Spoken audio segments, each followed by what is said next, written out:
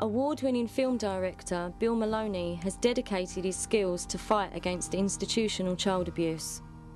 His whole family were brought up and abused in the British care system. In this film, his intention is to allow the victims to speak for themselves in a working-class manner that represents his own culture. Bill's technique to comprise a bigger picture into the smaller frame that the public are often shown breathes life and thought-provoking images into the film that you are about to watch. The children are the future. God bless them all.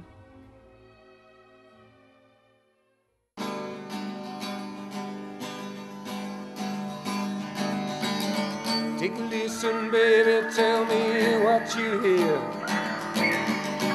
You hear a lot of people saying something but you don't know where they've been. And it ain't worth asking.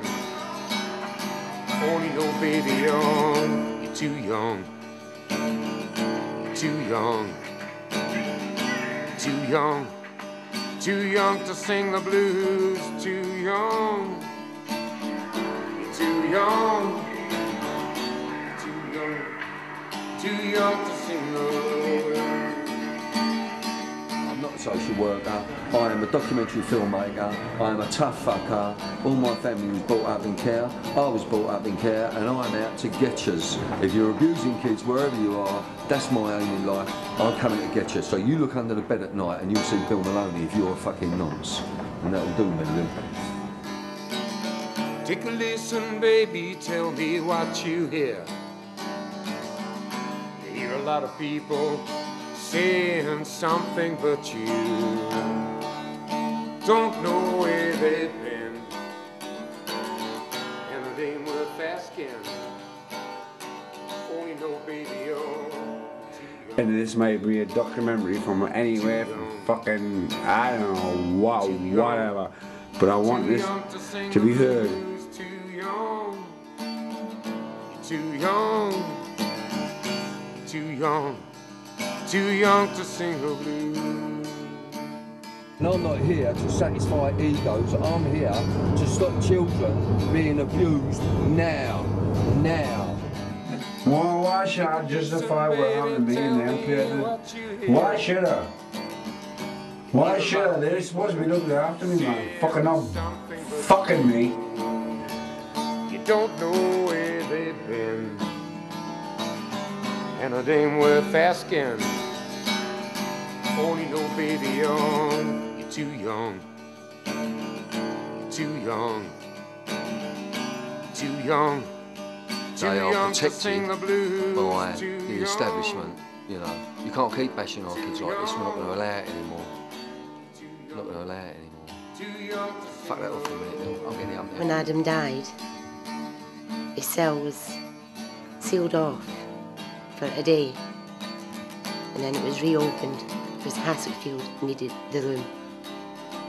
They didn't let the police continue with the forensics. It was reopened. They told them no more. And that is all my life up. Do you believe that your son killed himself? No. Do you believe that Adam killed himself? Do you believe that Adam killed himself? Do you believe that Adam killed himself? Do you believe that Adam killed himself? Do you believe that Adam killed himself? Do you believe that Adam killed himself? If you're not a little boy for me, you'll be there. If you're not, you'll be that side. Correct? If you fucking disagree with me, you'll be the chin. You're talking to me. You're looking to the chin? Yes? Too young. Nazi? Too young to sing The order. From £178,000 to £200,000 to keep a child in a secure training unit or in a local health authority secure unit. So these kids have become big profit. And then they go into these places, get abused, and then when they come out, then the fucking solicitors get hold of them and they start making money out of them. You know, the crown, because you know the Queen Elizabeth will be off the crown soon. And remember what Charles did, remember what Charles did with the butler and the toothpick. Hello, Hancock's full yours. Hello. Too young. William, to sing the to salute. blues. Salute. Salute. When we leave here, You're on your Yeah, own. you still do it. You're on your own when we leave here. Yeah. That's what fucking does me. Yeah.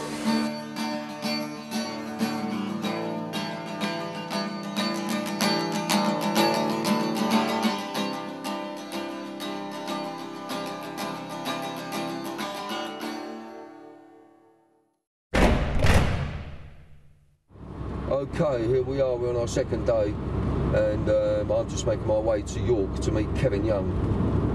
Kevin Young is the spokesperson for the victims of Medhamsley.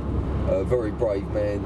I haven't met Kevin physically, but I've spoken to him quite a lot on the phone, and I am looking forward to meeting Kevin strongly, because this man is a hero as far as I'm concerned.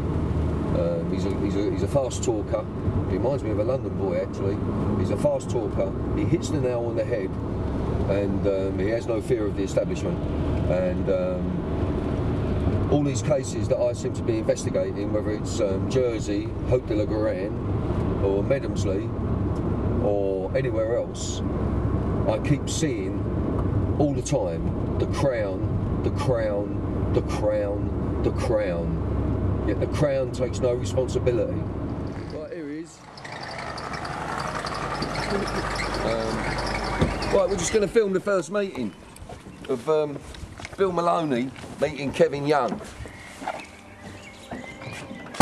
So here's the man, Kevin Young. Good to meet you. Hello, Kevin. Good to see hug, you, mate. Good to see you. Lovely brother. Right, so that's it. This is Kevin Young, and it's good to meet you. and it's good to Long meet time him no as well. And listen, we're coming to fucking get you. I am a victim of abuse while serving a short sentence at a young boys' institute known as Medhamsley in County Durham. A place I will never ever forget. 65-year-old Reverend Neville Husband from Shotley Bridge in County Durham denied charges of indecent assault and a serious sexual attack on 6 boys aged between 17 and 19. The abuse took place over a 10-year period in the 1970s and 80s at Medhamsley Detention Centre near Concert, which is now closed. The jury have found him guilty of 11 of the charges against 5 of the boys. He's been sentenced to a total of 8 years in prison. So I'm here with Kevin Young. Kevin was an abuse victim at the Medhamsley Young Offenders Institute. And in Kevin's quest, as the other 22 guys who were involved in this, he wants to expose, as they all do, the horrors that are going on within our childcare system now and before. If you want to use the term historical abuse, which I don't really like, you know, because yesterday was history. So Kevin's going to tell us his story, and it is very harrowing. I was brought up in care in children's homes till the age of 16, 17. At 17-year-old, I received a stolen watch and was sentenced to 3 months detention centre for that. Detention centres were known as a short, sharp shock. That's correct. So the rehabilitation involved in that wasn't really that predominant. It was more of a short, sharp shock. It was. I mean, I think the idea at the time was to shock us, and shock us they certainly did. Like I say, I arrived, and within 2 or 3 days of being inducted into the place, I was chosen by one Neville Husband to go and work in the kitchens. That certainly pleased me in the sense that I understood it was very common knowledge that the kitchens was the place to be. So Neville Husband, actually, did he run the kitchen? Neville Husband was the sole runner of the kitchen. Okay. He was a Crown officer, and basically he ran the kitchen along with 12 kitchen boys in total. Right, so there were 12 of you working in that kitchen? In and around the kitchen area there were 12 young offenders. Okay. Within days of being in the kitchen, it became quite noticeable to me that the activities of Neville Husband were not one that I could really say were the actions of an officer, and each and every day over the first 4 or 5 days it was becoming obvious that there was something not right about both the establishment and certainly the activities of Neville Husband. what started off with minor touching as he passed you in the kitchen area. If you were prepping up food, he would walk past you and just slightly brush against you and touch you. Where would he touch you? Let's get base with this, Kevin. Let's get in. He'd touch you in the private areas. Right. The other thing that I found absolutely... so your genitalia, your backside? To begin with, for the first few days, it was purely the backside and brushing up against you, and obviously putting you in positions which were both uncomfortable for me. And when you say brushing up against you, what do you mean brushing up? You mean pushing himself up? Pushing himself up against you, and it was obvious that he had an erection on, so it was quite plain what was going on. So he was pushing himself up against your arse? Yes. As he walked past? Yes. Okay, and he had an erection? That's correct. The regime, the short, sharp shock, the young offenders institution or detention centres, if you want to call them, yeah. They were run on a military... A boot camp type. A boot camp type, yeah. So, like, you know, where I was in Kidlington in Oxford, we used to wear uniform, you know, army uniform, gaiters, and we used to go on parade every morning. We'd have markers on parade. Thing. So it was the same as that. And military marching. And there was some kind of like gym, whether it was circuit training every single day, or running, or football, or rugby. So you know, this was a very male sort of dominated regime. Okay. Most of the staff were ex-military, and it was a military regime. When the assaults first started, I made it quite plain to Neville Husband that I was about to report him. He then laughed at me quite openly and told me to go and report him, and I would be found within the prison self-harmed. That's exactly what Neville Husband said to me, and that threat was issued time and time and time again. Yeah. The louder I'd shout, the more threats he would make. Now, the other problem that I had is when I did attempt to speak to another officer, I was told quite categorically, and I later on learnt this, that Neville Husband ran the kitchens as he wished to run them, and that no other officer had the right to enter the kitchens or to get involved in anything that was going on in the kitchen area. And the kitchen area was never searched by the officers, but the rest of the institution was applicable to being searched on occasion. It was. Neville Husband had a special relationship with all of the governors, and some of that special relationship took the form of things like nobody was allowed extra keys for the kitchen, no other officer was allowed to search any of the kitchen area, despite the fact that that is a fundamental rule of the prison, particularly the kitchens. So Neville Husband was an officer in charge of the kitchen, and who was the governor? The governor at the time I was there was a gentleman called James Miller Reid. James Miller Reid committed suicide at his home in Kent when the Medhamsley case began proper. So, if the kitchen area was never allowed to be searched, would it have had to be sanctioned? It was sanctioned by the governor, which we've seen later on in documents many years later. If I can give you an example of the type of thing that was happening to me, and later on I found out others, was to be forcibly removed from the prison alone, only with Neville Husband, let out into the staff area where you'd be taken to one of the staff houses, one of the crown houses, the property where the prison officers lived. And on one occasion I was taken there, I was tied up, ligatured, I was tied to a... Can you just explain ligatured? Ligatured was basically, my hands were tied behind my back, and a ligature was put around my neck, which was basically quite a fat band. It wasn't meant to cut in, it was put wide so it would get across my neck. What was it, leather? It was made of a catering tube that you would use for icing that had been cut down especially for the use of. Right. And in the back of that was a toggle, and if you turned the toggle, obviously the ligature would get tight around your neck until you passed out. Right. Which was basically part of the ritual was to make you go unconscious a few times. So you've got your hands tied behind your back, you've got a ligature around your neck. And I'm blindfolded. I can see down below the blindfold, and it was, you know, it was quite obvious that I wasn't alone in the house. Although I'd been taken to the house along with Neville Husband, it was quite clear from underneath the blinds while I was being sexually assaulted and photographed, and I could hear an 8mm projector type whining away in the background. It was obvious that there was other officers in the room by the number of pairs of shoes in it. Right, so if I can just, I'll just help you out here, Kevin. Please right? do. We've got you tied with your hands behind your back, you've got a ligature around your neck, you're blindfolded. And I'm bent down on a set of stairs on the main stairways in the officer's house. When you say bent down, what? I'm on my hands and knees. I'm on my knees with my hands behind my back. My head is on the second or third step up. Right, and there are other officers. There are other officers. One officer has me by the neck. I believe that to be Neville Husband, who was actually turning the ligature. Other officers were assaulting me. What, touching your private parts? Yes. Did they bugger you? Yes, they did. In care, we dare and maybe try to win. But I know the pain of Catholic boys and the devils that it brings. At 8 I met a Catholic priest and learned the pain of lies. That taught me how I still recall the darkness in his eyes. Still spinning in my mind today, won't somebody ask me why? I thought the love of life in me had crumbled down and died. I remember as he touched my skin, I closed my mind and eyes, and I pictured open fields and ponds, and smiling sunny skies. And when it all seemed over and my heart began to slow, I bowed my head and felt the shame that only I will know. My name is Kevin Raymond Young. I'm 49 years old. I was born in Danesville, Jarrow, a pauper's son, I'm told.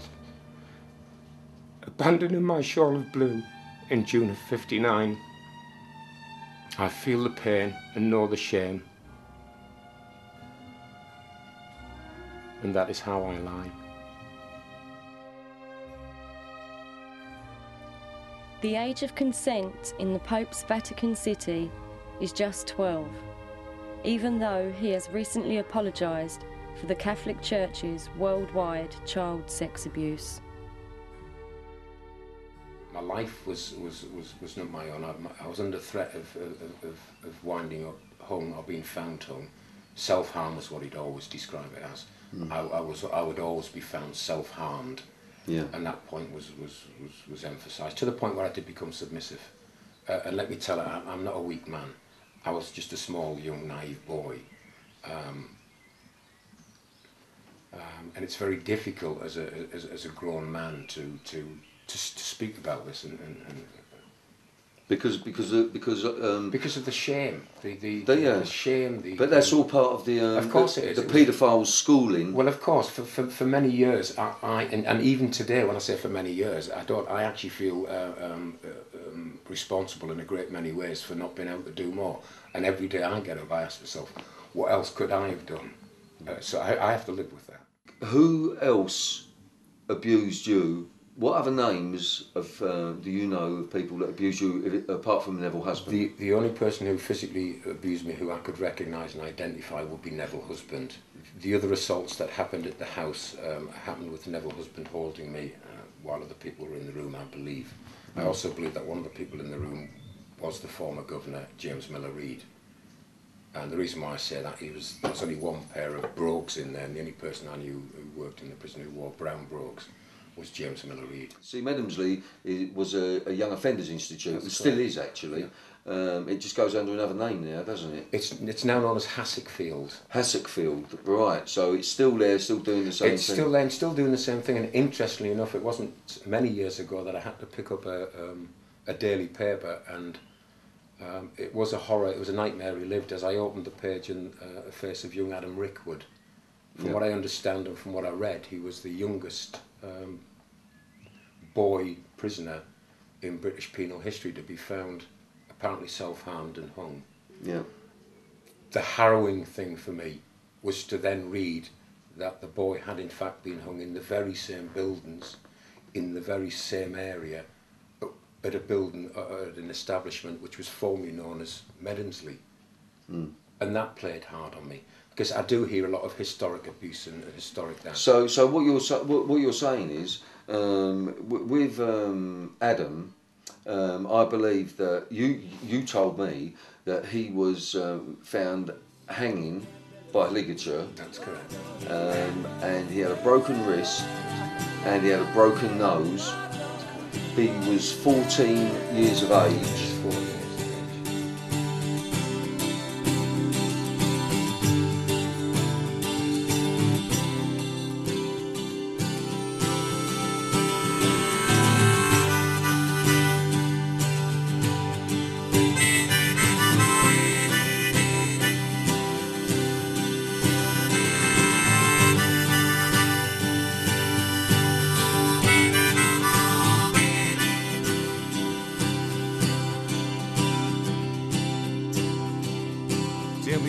have you been? Tell me, what have you seen? Well, as your hopes, well, as your... Right, something scary's just happened. I've got some information that just down the road from where I'm staying, I'm in a place called Lucy Cross, not far from Darlington, and just down the road in a place called Gainford, there is, or was, a major young offenders institution called St Peter's. Now, St Peter's was built by the Catholic Church in 1900, and it was built by the Catholic Church in 1900, and then as an orphanage, and then in 1947 it was turned into an approved borstal, approved by the Home Office, and apparently it had 300 boys there, and these boys were in this place right up until 1984. Now, I've driven past this place a couple of times and I did wonder what it was, and it was a very macabre place, and recently in 2007 there was a council meeting to decide what to do with the building, and the police were actually in attendance. God knows why. This place is right out in the wilds, and one of the police officers did say that this place something has to be done with this place because it is leaving a stain, a dark stain over not only Durham but also on the village of Gainford. So we're just going to go, me and Lily, we're going to go and have a little drive up there, and we're going to see if we can get in and see what's happening, see if we can, what we want to do with this place is try and give you the kind of atmosphere that we were doing with our children. Now, all you members of the public, it's all very well for you to sit there and you'll be watching this documentary and oh, it's terrible and oh, it's terrible. And recently, because of the government's expenses, which is really quite a triviality when you think about it, compared to child abuse and sadomasochism, you know, torturing children, we all went crackers over that. And now the majority of you will sit there and oh, it's this, but you won't do anything about it. But because the MPs will go and buy a new washing machine or a new TV, it seems like we want to hang them. So I'm going to take you to this place and I'm going to see if I can build up some kind of atmosphere for you to show you what it's like and see what we can find in there. So here we go.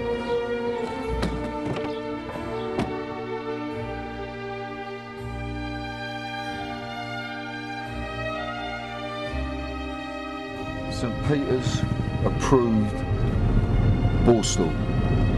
St Peter's approved school borstal. Approved by the Home Office.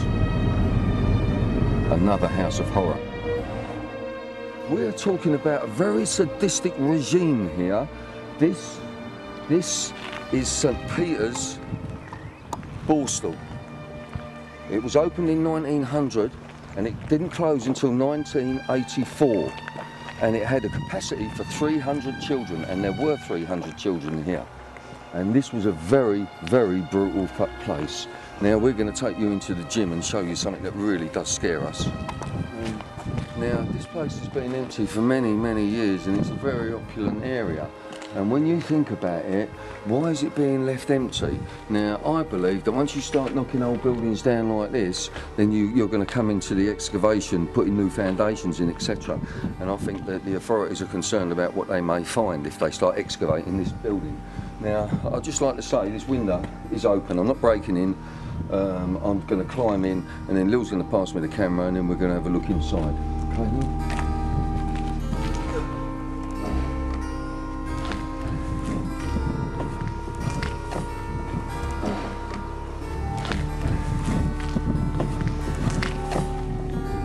Torch, Lil. 1962 to 63. Mr. Byron, B-Y-R-N-E, headmaster, dirty, sadistic bastard. Dirty, sadistic bastard. That's what that says.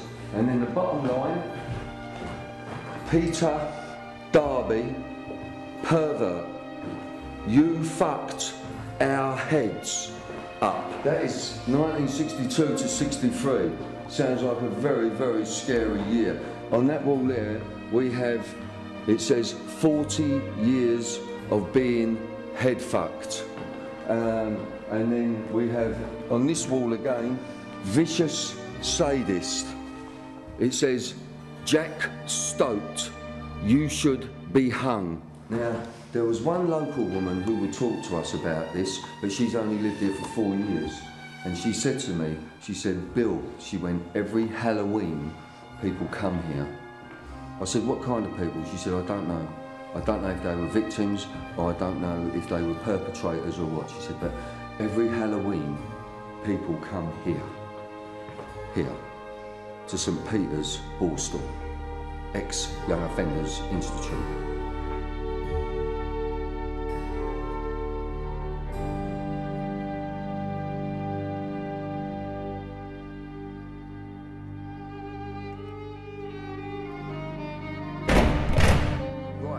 You're going to have to allow for the wind out here. We are in the back garden, if you like.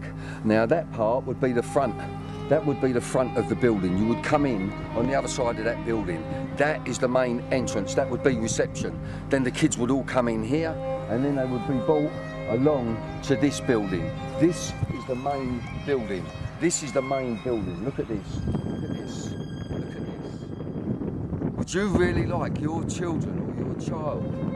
1984, would you really have liked your child to be brought to an establishment, to a house of fucking horror? You imagine a young child, a young kid coming in here, and what do they see here in 1984, in 1980, in 1970, 75, etc, etc. And so, let's do away with this term historical abuse, and I keep saying it. You're a bad man, Mr. Jack Straw. You're a bad man. We're coming to get you. One of the most powerful politicians in this country at the moment, his brother is on the sex offenders register. Because, boy, Jack, your brother is, as we say, a fucking nonce. In 2000, Jack Straw's brother, William, was placed on the sex offenders register for 5 years for sexually assaulting a 16-year-old girl. At the time, Jack Straw was overseeing the sex offenders register as Home Secretary. In 2009, as Justice Secretary, Jack Straw has made it illegal for any child currently in care to speak out, even if they feel they are being maltreated. So there you go, we just had a little mooch around the grounds of St. Peter's in Gainford, not far from Darlington. And when I was talking to the people of the village, no one wanted to talk to us. There was one woman who wanted to talk to me, and I said, I'm not going to say her name, I can't say her name. And I said to her, I said, there's a lot of horrible things happening here, isn't there, darling? And she went, yes, Bill, yes, Bill. It's, you know, this place is like, it's got nothing to do with the middle and upper classes. This place is purely to lock up detained children, not to rehabilitate them, not to teach them how to lay a brick, not to teach them about electrics, not to teach them how to paint. Fuck all. Teaches them nothing. Because I was in these institutions, and all the people that I was in these institutions with, we came out and we didn't know anything. We didn't know anything. And, you know, this is a fucking Disneyland for the nonces. For all the dodgy prison staff, this was your Disneyland, wasn't it? And do you want to come, if you come around the other side. Now, I can't understand either. This building, as you approach it, from a place called Piercebridge, as you approach it, it just stands on its own. And what I said to you earlier, what they've done to these windows, they put boards over them, and then they've like done this like macabre sort of thing to make them look like windows, and they don't look like windows. And people say to me, oh no, that's to make them look like windows. That don't make them look like windows, that looks like a fucking house of horror, which is what it was. And like I would like to reiterate what the police officer said at the meeting. I'll go under here first.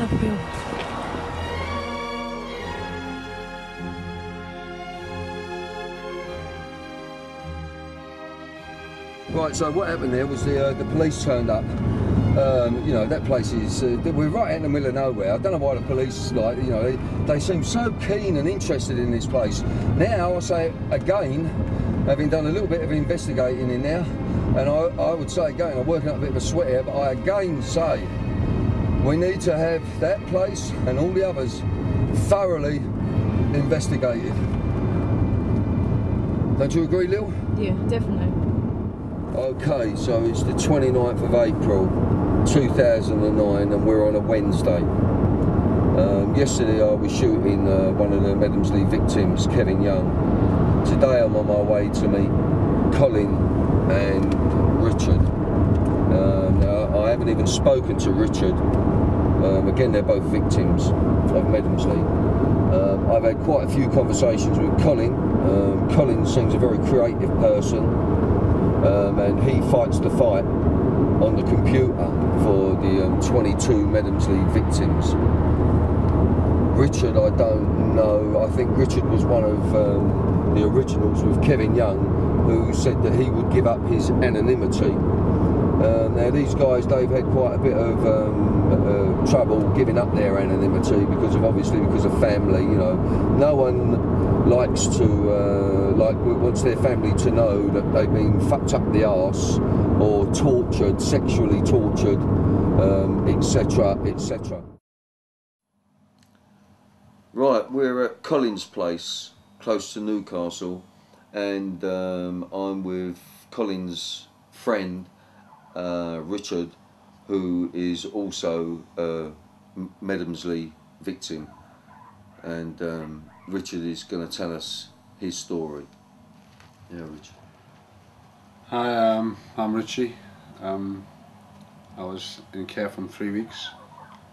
I got out of the institutions when I was about 20, 21. So from the age of 3 weeks, you went into care, yeah, and you was in and out of institutions until you were 21, or just in institutions? Just not out. So not even in and out. You was in institutions yeah, until you were 21. Okay, yeah. Rich. And in that time, during that time, I was placed in Medhamsley Detention Centre for stealing a car at 16, and that's when I came across a brutal regime. So what you was joyriding, was you? I was in them days, yeah. I was just a young kid. So from joyriding that car, you were put into Medhamsley, and Richard, could you just tell us your first day in Medhamsley, and we'll go from there. First day was, obviously you don't know what's hit you, because there's so much going on. You're scared of what's going on. The stories you've heard, how brutal it is. Until you get there, you don't know till you do. You're first initiated into a room with 2 prison officers behind a desk. You're told to strip, and then you're asked to come forward across a red line. As soon as you do that, you're hit, and then told to go back. And then you're allowed to do a course of brass rubbing or scrubbing floors for a week. And then you allocated a job, and mine was to be picked for the kitchens. So you was a kitchen boy? I was, yeah. And who was in charge of the kitchen? A senior prison officer called Neville Husband. He slowly ran the kitchens by himself. So Neville Husband, was he your abuser at Medhamsley? He was, yeah. I know how difficult it is for you, Richard, but could you tell us about an occasion when you was abused by a husband?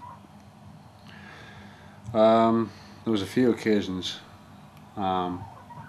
Initially started off fawning you, brushing up against you by washing the dishes or something.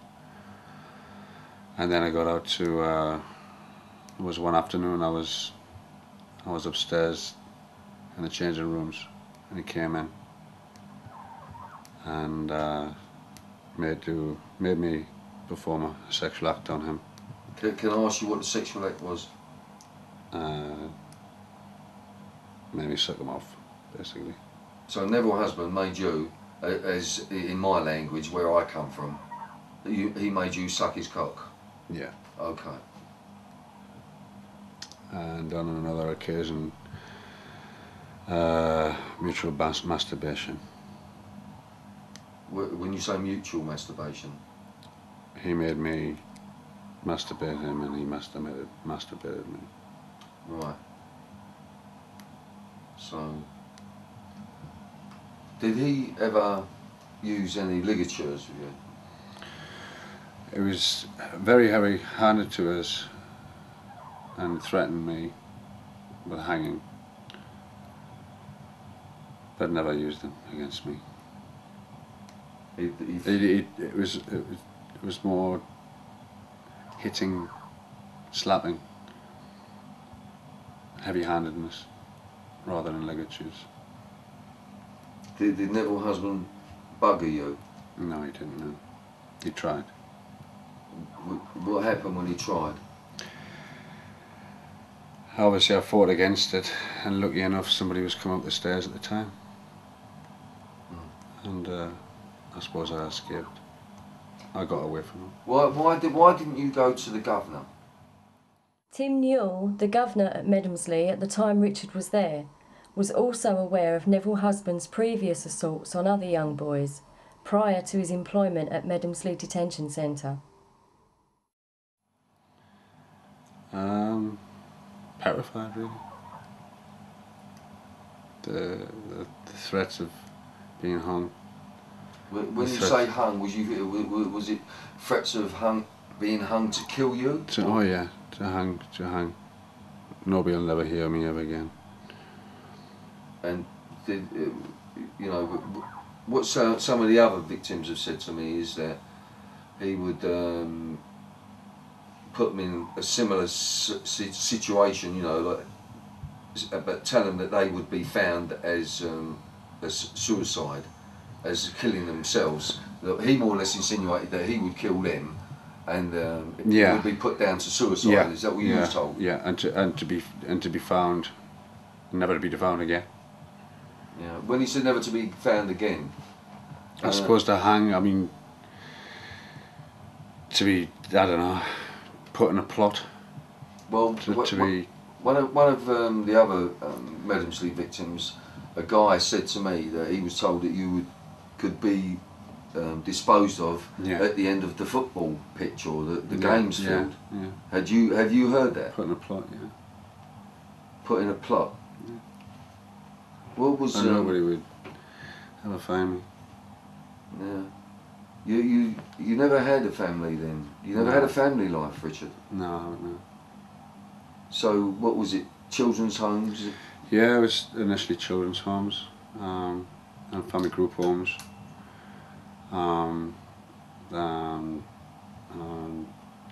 adolescent units, and then approved schools, and then detention centre then in Boston. How do you think that kind of upbringing has affected your life?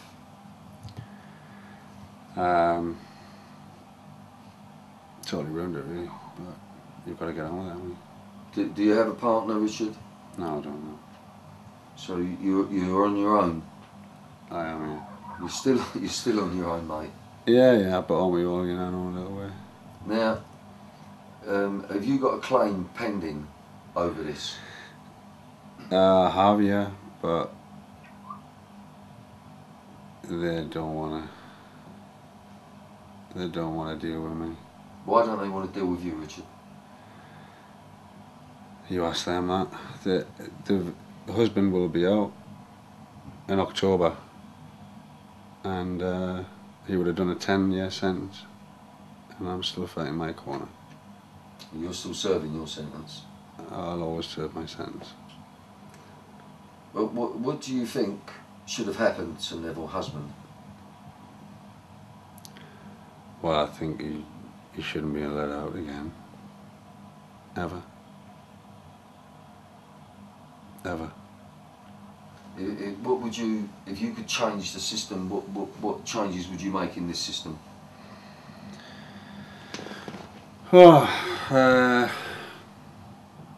more awareness what goes on. I don't know how to. That's for the professionals to decide, I suppose. But just to be aware of what goes on, and more of kids, why they are running away, not because of what is their background, because there's something made them run away, and not just because they want to run away because they're in that institution, because there's a lot more goes on. Do you just want to put that on me just for a minute, Lily? I'm going to come back to you, Richard. There's a crazy fact that 100,000 children go missing in the UK each year, and in America 3,000 children are reported missing every single day. Now, men like Richard are a byproduct of the establishment's horrific care system. And I'm going to go back to Richard now. I just wanted to say that, Richard, because I get a little bit angry myself sometimes, you know what I mean? Mm-hmm. So it's like, I've come across a lot of the victims, Richard, and they don't want to show their face on camera. And when I came here today, you really had decided, and I said to you, if you're not sure, don't do it. And you said okay. But then when we came down here, you said, fuck it, I'm going on camera. Why? Why? What made you change your mind? I suppose in a way, I mean, I've kept all the abuse in myself all my life until the police came to see me. And I suppose that was a release of it all, really. I still am ashamed of what happened to me, but I'm not ashamed anymore, if you know what I mean. Not to show my face, because in the end it wasn't my fault. It wasn't me to blame, it was them. That's They right. did it to me. And why are you doing this? Why are you doing this? Why are you on camera? Why are you talking? because I'm not the only one it's happened to, and it's still happening to other people to this day, with paedophile rings who are up in high places, and they still getting away with it. And will continue to get away with it. Well, yeah. And you know, it's you know, Gordon Brown, this government, they promised £3 billion 10 years ago to get nearly 3 million children out of poverty in this country, and the kids haven't had their 3 billion, and we know that poverty breeds street crime, violence, dysfunctional families. Yeah. So for a paltry 3 billion, when you consider what we've just given to the bankers, and if that will, you know, that 3 billion will, for the future, stave off certain amount of crime, etc., etc., don't you think that should be given? Because it's another government bond there that is refusing to help the children. Well, I wouldn't put anything past any governments, to be quite honest. Well, how do you feel about the establishments now? I think they've always been the same, and they always will be the same. They'll be brutal, harsh. They don't give a damn. Richard, if you could say one thing to the children that are in care at the moment, that are going through abuse in this country and around the rest of the world, what would you say to those children? I would just try to say to them, there is help, there is something there is somebody there. Just try and tell somebody, at least try and tell somebody. Even the abuser knows that they will be found out one day, but don't let it be too late. Tell them now, to tell them what's going on, because it is going on, you know. Well, Richard, I wish I could find the words, you know, but well, I think you have, mate. I think you have found the words, Richard. And I don't think there's really the necessity. You know, when I first started making this documentary, I thought I'm going to get these guys to give me every single nitty gritty detail, but I don't think there's need to, because Richard, just your face tells us that it is and was horrific and must be stopped, if that makes a sense, my friend, and I don't mean you any insult in that at all, okay? Because I look on you as a brother, Richard. Yeah? Yeah, you're welcome, thank you. So let's have this on camera, and I'll tell you what, I love these people, and it makes me fucking angry. That's out. Good, Richard, well done. Thanks, man. Well done, mate. Whew.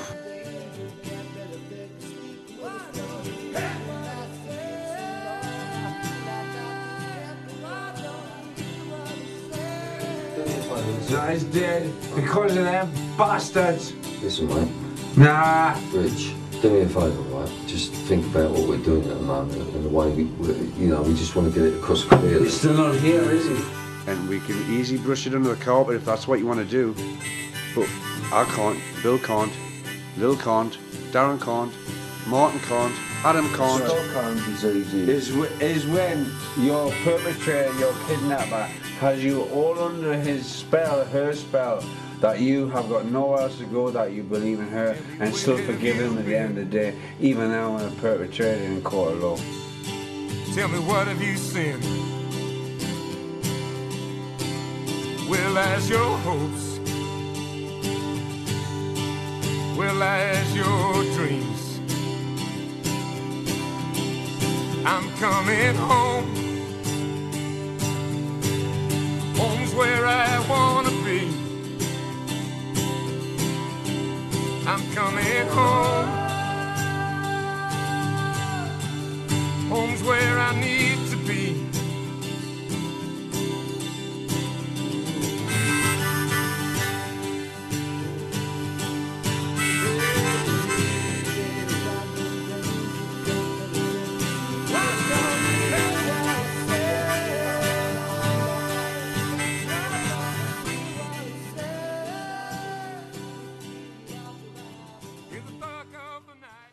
Right, so we're still at Colin's house, and we've just finished interviewing Richard, which was really quite a harrowing experience for all concerned, I think, but you know, very brave man. Now I'm going to interview Colin and his partner. They both wish to maintain their anonymity, and in the background we're going to have a bird. The parrot is going to make a noise now and again, and there's nothing we can do about it because this is where it lives. Okay, so Colin, if you could tell us your story, and first of all, you just start by saying what you went into Medhamsley for. I went into Medhamsley for not doing the community work, or not doing part of the community work. What was you serving the community work for? For stealing a jacket out of a car in a car park. And how much community work had you got? 120 hours. And how much of it had you done? Almost all of it, bar 8 hours or something. So you've done 110 hours? Yeah.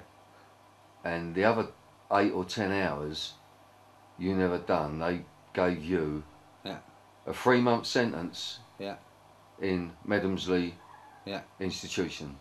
Yeah. Right. I'm sorry about that, you know what I mean? These things are coming to light to me, and I'm just seeing some proper craziness here. Because, like I said to Richard, I do get angry as well sometimes.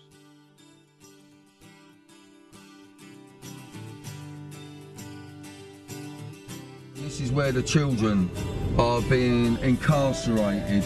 Now, this place has children in it from the age of 14 or possibly even younger, I believe. This is where Adam Rickwood was found hung with a broken nose and a broken wrist. And there's someone coming out there now, and we can just get a shot. There's a couple of officers. Right, so here we go. This is it. This is where we send our children. Do you want to check that fence? We got that fence. This is where we send our children. If you notice, the roof is all metallic, so they can't get out of the roof. There's no escape from this place. And this is where Adam Rickwood was found hung with a broken nose and a broken wrist. And that is absolutely fucking outrageous to me. I cannot believe the way we are treating our children in this country. Now, Hassocksville, as it's called, is owned by Serco. Okay, we all know about Serco. Each child that is in that institution earns Serco £175,000 per year, each child. And I believe that at the moment there are 53 boys in there, young boys. I think that's from the age of 14 up until 18. And they also have places for 16 girls in there. And they also have places for 3 women who have children in there, though I believe that that has never been put to use yet. But the girls are in there, and the young boys are in there. Adam Rickwood, who was found again, as I say, hanging with a broken nose and a broken wrist. And these terrible injuries were put down to restraining techniques used by the guards. So you was abused by Neville Husband? Yes, I was abused by Neville Husband. Would you like to share with us the actual experience and what led to it, etc. for us, Colin? The first time was I was upstairs and Neville Husband came in. Upstairs was a shower for just the kitchen lads, so they could get showered when they'd done gym, to go back into the kitchen again because it would be all sweaty after doing gym. So I was upstairs and Neville Husband came in and he started talking. It was not like I'd expect an officer to talk to you. He was treating us like a friend, like somebody he knew, somebody he liked, somebody. He offered us cigarettes, which at that point I didn't take because I thought there was a trap here. There's a trap. Something's. I mean, I'd been in places. Something wasn't right. Something wasn't right. He was treating it like I said. He had this strange aura about him that was. It's just powerful. So what happened? What happened, Colin? He told us to strip off, and all I had on was the kitchen whites, which is a white t-shirt and checkered trousers. He wouldn't let you wear underwear. So Neville Husband wouldn't let the kitchen boys wear any underwear? No. Right. And the garments we were wearing were just thin kitchen, to stop you sweating in the kitchen, so they were very thin. A bit like a wet t-shirt. No, that's what happened actually. Yeah, you know, like the wet t-shirt competitions. Yeah. So yeah, I gotcha. Well, I was upstairs and he told us to strip off, which I did, and he told us to leave my t-shirt on, and told us to get into the shower and get a shower with a t-shirt on. And so it really was a wet t-shirt. That was exactly what it was. Can I just stop you there, because like, you know, when I'm talking about a wet t-shirt competition, I'm talking about, you know, in sort of soft porn films, you know, and in some sort of you know, clubs, and you know, they'll throw a bucket of water, the girls go up. You know, it's a bit like a Miss World thing, isn't it? And you know, but they have the Miss Wet T-shirt thing, throw water over you. So that's what I'm getting at. So he's put you in the shower, kept your T-shirt on. Yeah, and photographed me in the shower with the T-shirt on. So he's photographed you in the shower. Photographing me in the shower with the T-shirt on. Were they stills or was it film? No, it was photographs. Just still photographs. Just still photographs. Okay. He then told us to get out of the shower and follow him, and I followed him down the corridor to another room at the end of the corridor, which when I got inside it was like a waiting room for where the officers would get dressed themselves and changed, and had like 2 lockers in it and a chair and a table, and it faced the front of the detention centre out the window. In there he forced us to bend over the chair and pose in various different poses, and While he was taking pictures? while he was taking pictures, yeah, all the time he was taking pictures. You got to take off the t-shirt and then continue to take more pictures. He started to touch us and told me to touch him. Then he started masturbating me and told me to masturbate him. But you were not in a safe environment, was you? Well, I was locked in a place and there was no escape. And I knew that telling any other prison officer was worse than hopeless. Had you ever had your life threatened? By a husband, yes. By a Neville husband? That happened the first day in the kitchen. In what way did he threaten your life? He threatened, he says, a lot of it was innuendo. He said, a child could go missing and be buried in a sports field, and would just say he's escaped, and that would be the end of it. Nobody would ever hear from you again. So he's insinuating that you could be murdered and buried in the sports field. Yes. Really. Let's get to it. You know what I mean? Let's not sanitise it like those people do. But that's what he said. He didn't. Well, that was the insinuation. Yes, so he threatened more or less. He was saying if you open your mouth. He also told me he's licensed to kill. He's licensed. He was licensed to kill in the military. Whatever that means. Well, at the time it meant James Bond to me. James Bond, yeah. That's what it meant to me. He threatened us. He physically held me arm up my back. So you feared the man? I feared him the instant I saw him. Did everyone fear Neville husband? Yeah, including the other prison officers. Including the prison officers? Yeah. Yeah. Especially. Why? Was it the man's violence? Was it his connections? Yeah. It was both. It was both. He was protected. He was protected by the governors and the senior management. Why did the governors protect him? I think because there were... I know husband was a Mason. I know... A Freemason? Yeah, Freemason. Neville husband was a Freemason? Yes. Right. I can tell you what... It doesn't matter. Where it was. Anyway, he was a Freemason. At the time, he had a friend who was the storeman called Leslie Johnson. I didn't know anything about Leslie Johnson. Leslie Johnson, I never met the guy. Was Leslie Johnson a Freemason? Yes, he was. So he was Neville husband's partner, you're saying? Yes, yes, he was, definitely. I'm not saying that, I'm definitely saying that. Okay. I know that.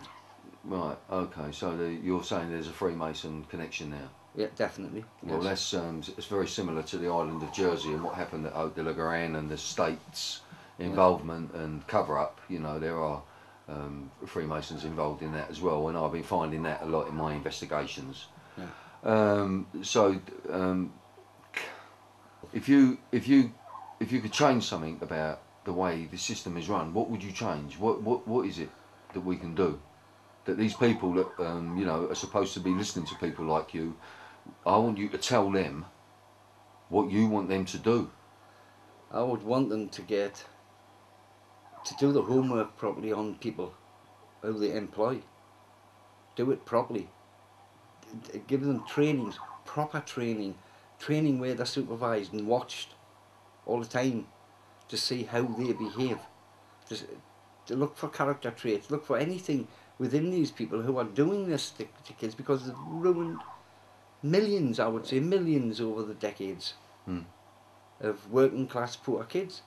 They've been fed into the grinder, munched up and spat out the other side as state dependents on drugs, alcohol, or in prison. Well, I'll tell you what else I've been finding, Kevin, that a lot of these people, you know, prison officers and, you know, working in young offenders institutes, a lot of them are ex-military or ex-police officers, and it does seem to be predominant, you know, and they don't like to disclose their own, we know that. and this is what we're doing this for. We're hoping that that is what this will do. Chief Executive of Dr. Bernardo's, Martin Neri, has recently announced that more babies should be taken away from their parents at birth. Yet we have discovered that as prison governor at both Frankland Maximum Security Prison and Deerbolt Young Offenders Borstal, Martin Neri employed known paedophile Neville Husband as a senior officer. Last year, Dr. Bernardo's income topped £215 million. They are responsible for the care of approximately 100,000 children. This equates to an income of £215,000 per child per year. Kevin, I'm just going to leave you there, and I'm going to go to your partner now. Colin, sorry, I'm getting mixed up with Colin and Kevin's, and but this is a very difficult subject, you know, because these guys they have a story to tell that, you know, could fill 100 documentaries. All right then. Now, yeah. Can I just stop it for a second? Yeah, I'm just gonna. Yeah. Colin told you in 1994 what had happened to him in Medhamsley when he was only 19, and you two were together. Yeah. And then you thought back and understood why he had changed when he came out. Yeah. Yeah. And since then he's changed again. He has. He has. For the better this time. Yeah. Yeah. He doesn't drink. He's not abusive.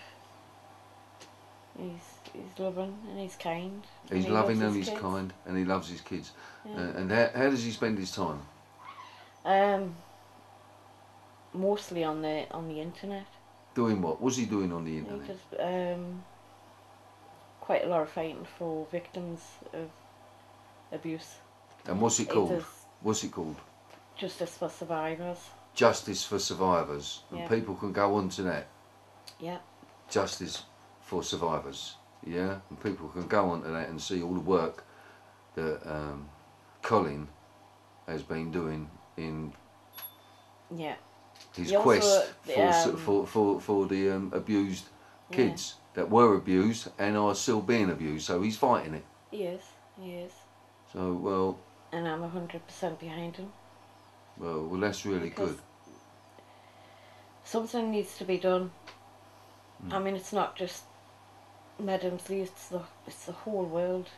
You know, it's going on, and people are frightened to say things because they know for a fact that, I mean, some of them know that it's not going to get out. Yeah. Because it's covered. It's covered up. Why? Why is it covered up? Because there's a lot of politicians, a lot of top people. businessmen.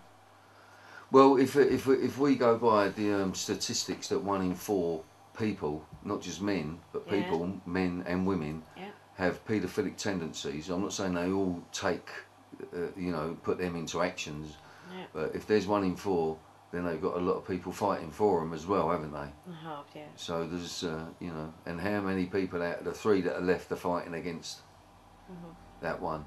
Yeah. So, well, listen, I'll just like to thank you both, and I think you're very brave for what you're doing, and you, Kevin, keep up the Colin, keep up the good work. I get the names mixed up because I call these men the Medhamsley heroes. That's what I call them, and I've met so many of them, and you know what they've been telling me as well. Some things I don't want to say on camera, and that is understandable. But it's sorry about getting the names mixed up, chaps. And well done. Yeah. Okay.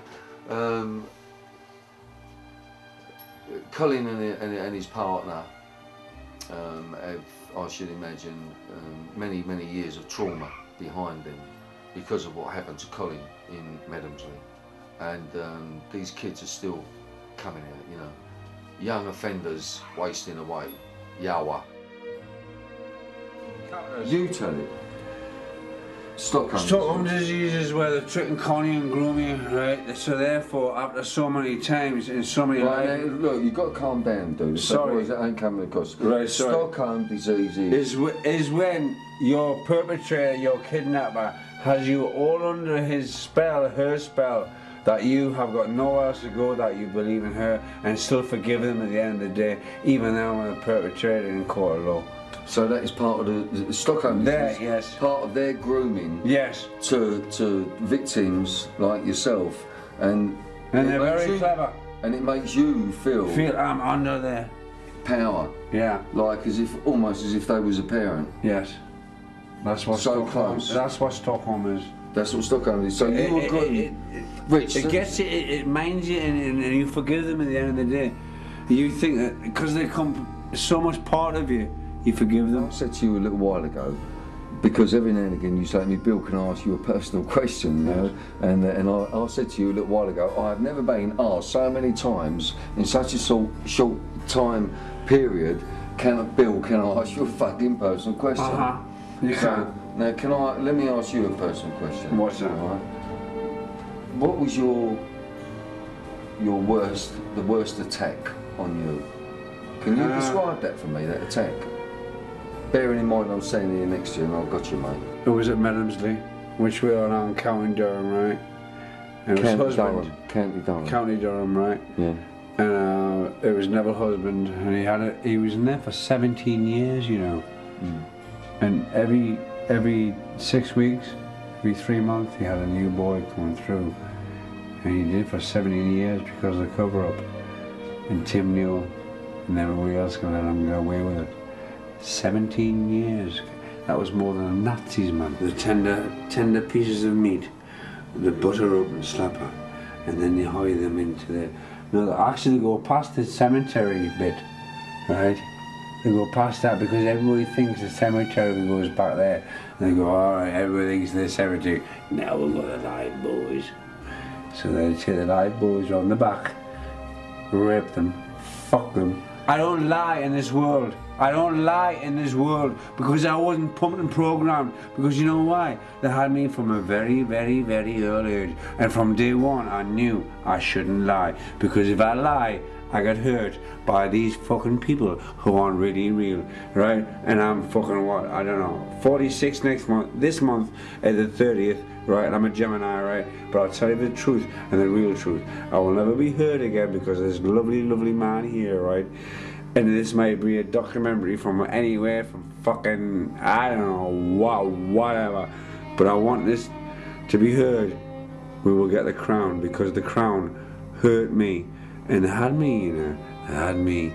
And not only just me, from little babies. He'd pump them up to be grease. Well, I'm gonna, we'll just cut that on it, but... No, you know what to do. Yeah. You're coming back? The Nazis only had about 6 years. Oh. He had about 70. Yeah, I know. Come on, that poor kid. The fucking gas chamber. If you're not a little boy for me, you'll be there. If you're not, you'll be that side. Correct? If you fucking disagree with me, you'll be the chamber. You're talking to me. You will be to the chamber. Yes? Nazi? The Olo. And we're still hurt and angry. And we'll never go away. We're fucking war, like. Even Lil looks fucked. No, I won't never go away, like. Even they want to nail me to a fucking cross. I'll never get away, like. I might go right now, but I'll come back. That's it, he's our conscience. You know. I like kids, mate, you know what I mean? I think they're the future. They're like the ones that are going to push the planet forward, and if we are going to have any kind of equality on this planet, then it's down to the children. They're the next force coming up, but it's too late for us. So,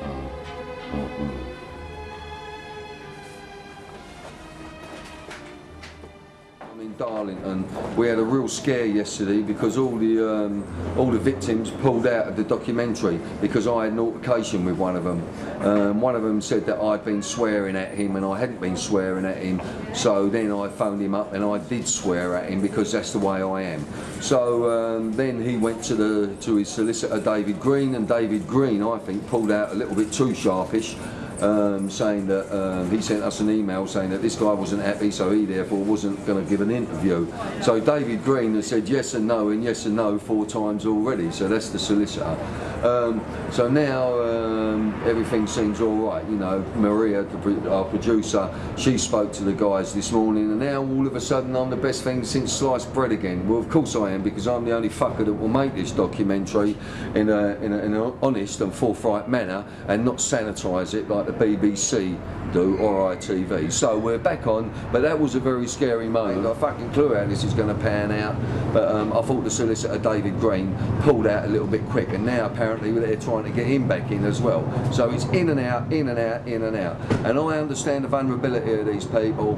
It's what the establishment have done to them. It's their schooling, etc., etc. One minute they want to go and do it, next minute they don't want to go and do it. These are classic symptoms of abuse victims. They don't know what they're doing. That's what I'm here for. I'm the one who's got to keep it grounded, and if I've got to chuck a few fucks and bollocks about, then I will do that if that's what it takes, because I'm not making this for the middle and upper classes, I'm making this for the people, and we do swear, so fuck them all.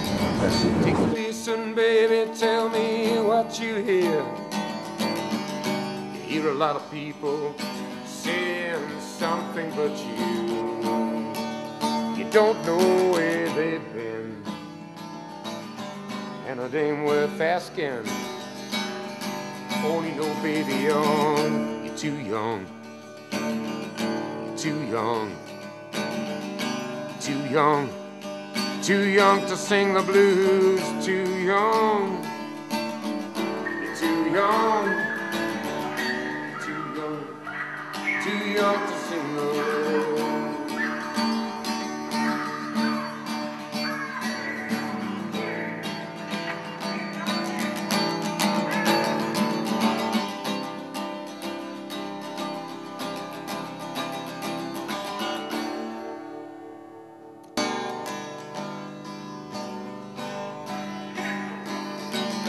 Take a listen, baby, tell me what you hear.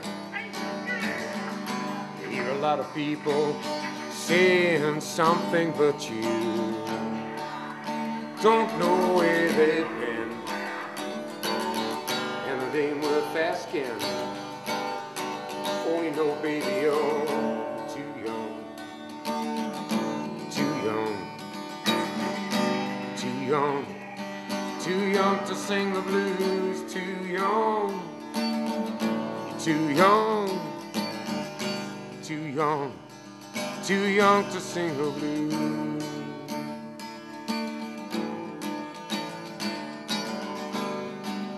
Adam Rookwood became the youngest person to die in custody in the UK when he hanged himself with his shoelaces at a centre in Durham.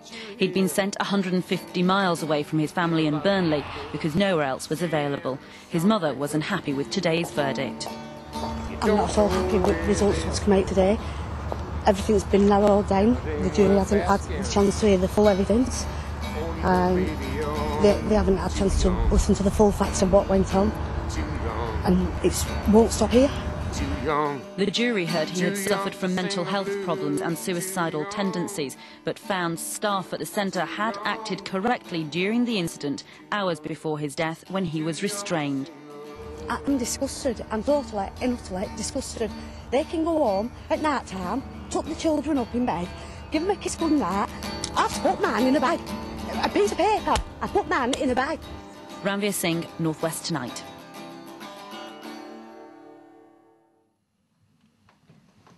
Don't be upset, please. Bury me in the clothes I'm wearing. Dear Mum, Dad, Sarah, Sharon, Laura, Nadia, Nana, and all of my loved ones. Sorry, sorry, sorry. Lately, over the past 2 months or so, things have been very hard for me, and it's just all got to the point where my head goes. As most of you all know, I bottle things up too much, but I guess that's just me. I can't help but cry whilst I'm writing this letter. even though that doesn't help. I will miss all of yous, and I know all of yous will miss me. Nadia, darling babe, my world, I love you more than words can say. I'm sorry I couldn't kiss your lips for the last time, but it will make me happy if you kiss me in my sleep. Don't be scared, please, don't be upset. At least I know you love me, and that you know I love you. Please will you ask Martin to read this letter? 8 at my funeral, please. I'm sorry, I know some of you will think I'm daft, stupid or selfish, but that's just what you think. I will be okay with my granddads and my nana. I can look after them and make sure they're all right. I'm sorry, I would like to be buried with my granddad Rick Wood. I want my dad, Craig, Uncle David, Martin, Uncle Tom and Uncle Steve to carry my coffin to my granddad, please. I want you to play these songs for me, please. Tupac, That's Just the Way It Is. UB40, Red Red Wine. Bob Marley, No Woman, No Cry. P.S. I would like to be buried with my gold and other personal belongings. Thank you, Carol. So that was that was Adam's suicide note that they found. But apparently, Carol, there was 2 letters, weren't there? Yeah, there were. Did we find the other one? There were a suicide note and then a statement what Adam wrote with regards to the screws battering him. Right. Asking what gave him the right to do it. I'm here in Burnley with Adam Rickwood's family, and we're going to be talking to his mother Carol first. And I would like to ask Carol, first of all, well, the whole thing, Carol, I would like to know Adam's story, and I would also like to know what you're not happy with on the story. So this is a debate that's going to go on for a little while, I think.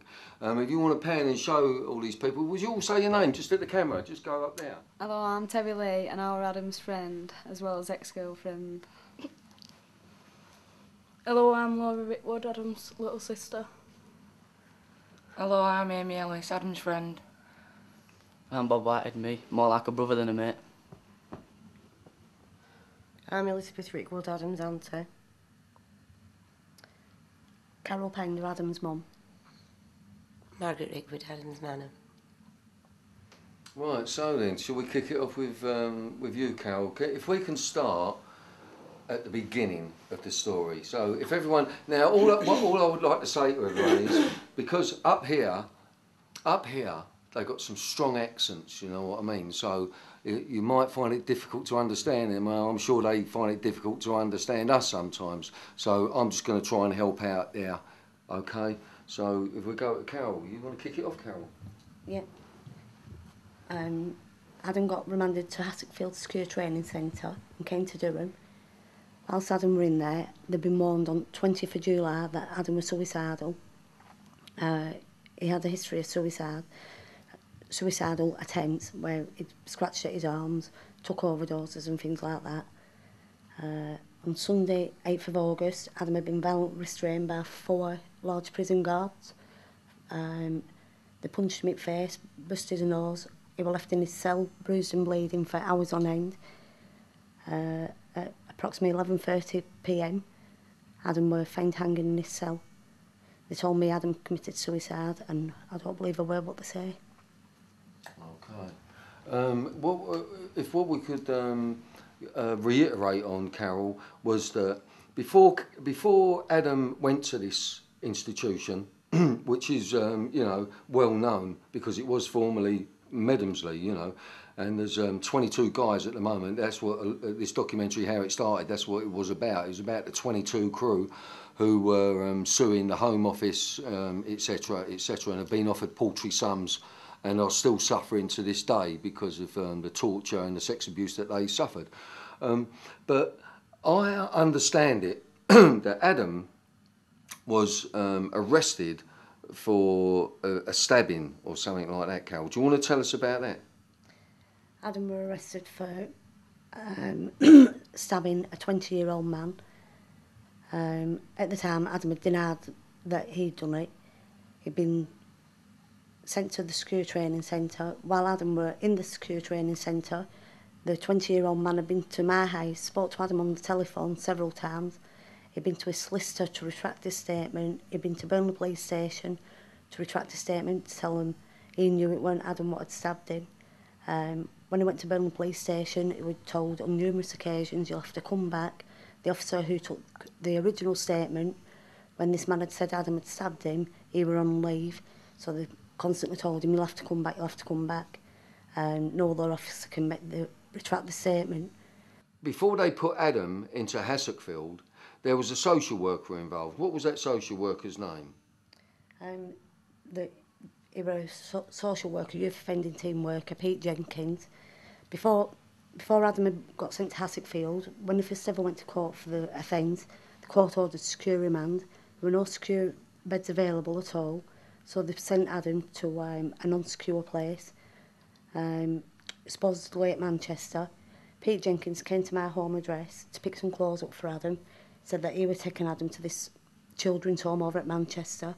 He'd gone to the police station to pick Adam up, turned around and told Adam, I'll be taking you to the children's home, so if you're going to run, run. Quite obviously Adam ran away. So he taunted him into running. He said, of course he did. But Adam was at a place, this is the children's home he went to where he was quite happy. Yeah, after Adam had run away, he reappeared in court. The court again ordered secure remand. There's still no secure remands available.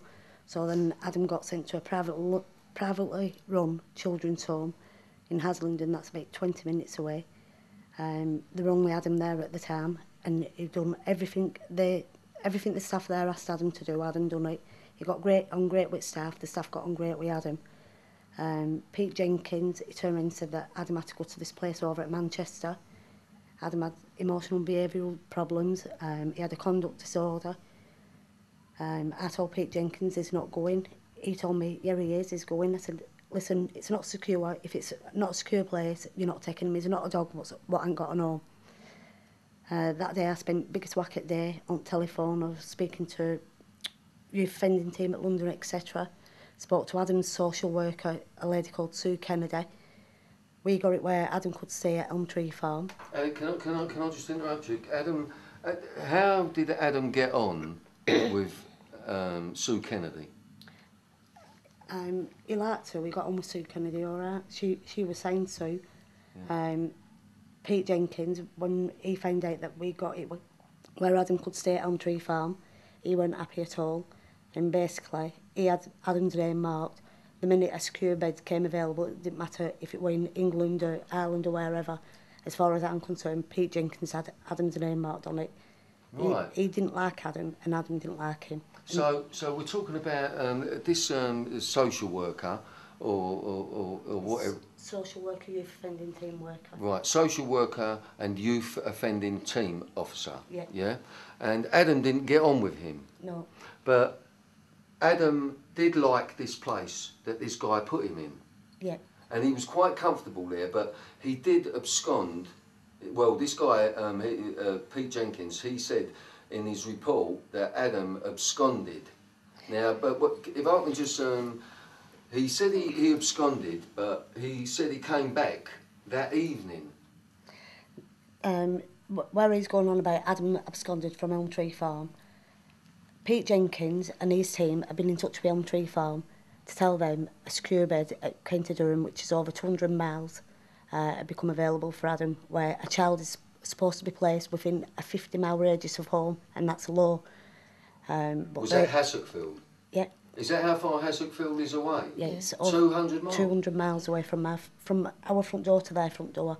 And a child, by law, a child is supposed to be placed 50-mile radius of home. They were sending Adam to Hassockfield, Secure Training Centre. They asked the staff at Elm Tree Farm to lie to Adam and say he were going somewhere local. The staff told Pete Jenkins that they wouldn't lie to Adam. They were going to tell Adam the truth where he were going. As soon as the staff told Adam the truth as to where, told Adam he had to pack all his stuff up, Secure Training Centre's come available, they've got a bed for him. Adam asked where it were, he was told, County Durham, 200 miles away. That's when Adam ran off. He ran off because he was frightened. So this Pete Jenkins, Adam was in an institution. Was it a closed institution? Yeah. It was a secure unit, was it? Oh, no. Elm Tree Farm. Elm Tree Farm? No. So it was an open... It was an open... It was an open unit. It was an open unit. It was like a big farmhouse. And he got on well with all the staff there. Every single member. So he got on so well with all the staff. Can you just put that on me for a minute? So the way I see this is that Adam was in Elm Tree Farm, and he got on so well with the staff there that the staff refused to lie to the kid, telling him that he was going some fictitious place, that this Pete Jenkins, social worker, asked them to lie to Adam. So they refused. So to me, that says that they thought highly of Adam, that they didn't want to lie to him. Right, do you want to chuck that on me for a minute, Lil? Rob, can I use you for a minute? Could you stand up for a minute? I'm not saying this is how Adam broke his wrist, but there is a possibility that it was done like that. Can you feel that? Yeah, you can. Now, if that goes harder and harder, that is it. That is it. You can control someone like that with just one hand. That is it. And that is a restraining technique they use as well.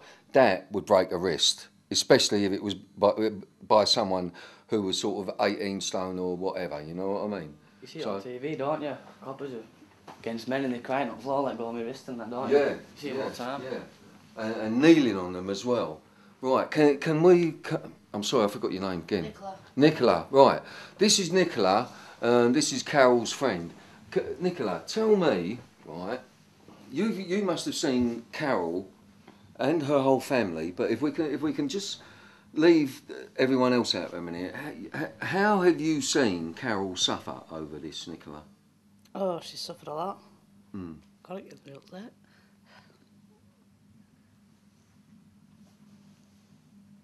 And you've seen your mate suffer? Yeah.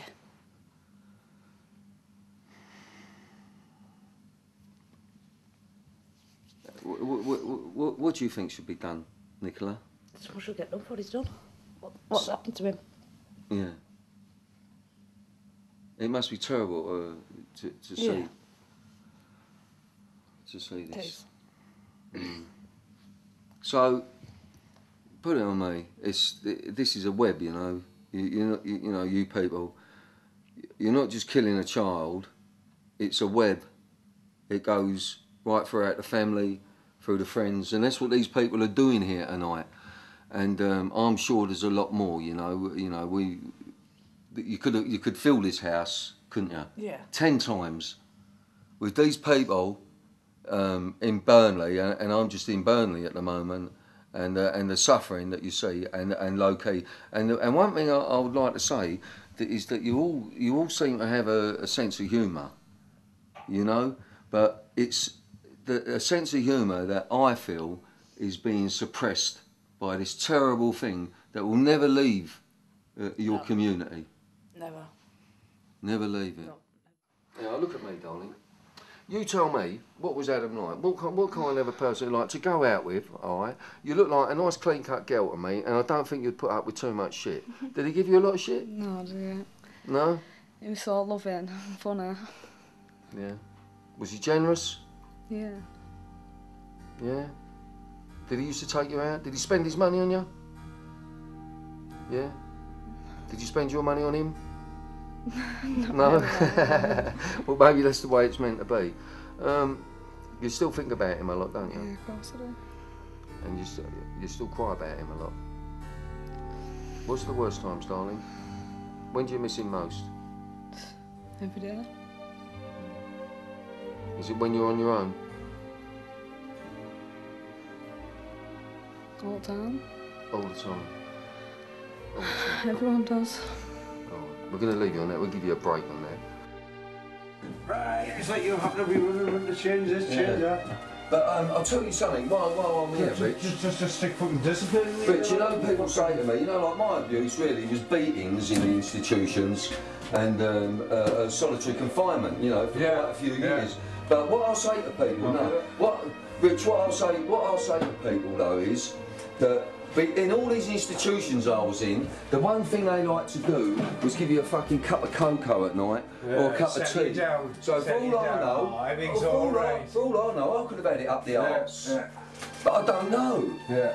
And then I've recently found out that my sister, Philomena, my younger sister, when she was 7 years of age, she was in the care of the health local authority. No thanks, Rich. And she was taken to the dentist. The dentist wanted to know why my sister, at the age of 7, was addicted to Valium. Then, by the time she was 11, she was pregnant with fucking cervical cancer. Now, cervical cancer is caused by the human papilloma virus, and the human papilloma virus will stay dormant and it won't come out in the cervix for up to 10 years. So if my sister was, you know, gone to the dentist at 7, and Rich, you know, and he wanted to know why she was addicted to Valium, and then by the age of 11, she's pregnant by a fucking care worker, so that baby was aborted, obviously, or, you know what I mean? And then she had cervical cancer. It's bollocks. You couldn't script it, could you? No, you couldn't script it. That's how fucking bad it is, you know what I mean? Because these people are writing it. These people are writing the book. Mm. It's like me, you know, sometimes, but I'll be alright for sort of, I'll be alright for like a couple of months. And then I'll start thinking about it again. But I think like the work I've been doing, you know, when I've done something, it's You like... feel as though they ripped you off. As though they fucking had one over you, pulled the wool over your eyes. And then when your family, who your sister and brother who they fucking killed, right? At the end of the day, when they're all, you know, when the cold light of day, they ripped you, man. They fucking ripped you. Mm. Didn't they? Yeah. I lost all trust and faith in adults. And everything. Yeah, because when I was a kid, you know, I always really believed, I really did seriously believe when I was a kid, Rich, that adults didn't lie. Mm-hmm.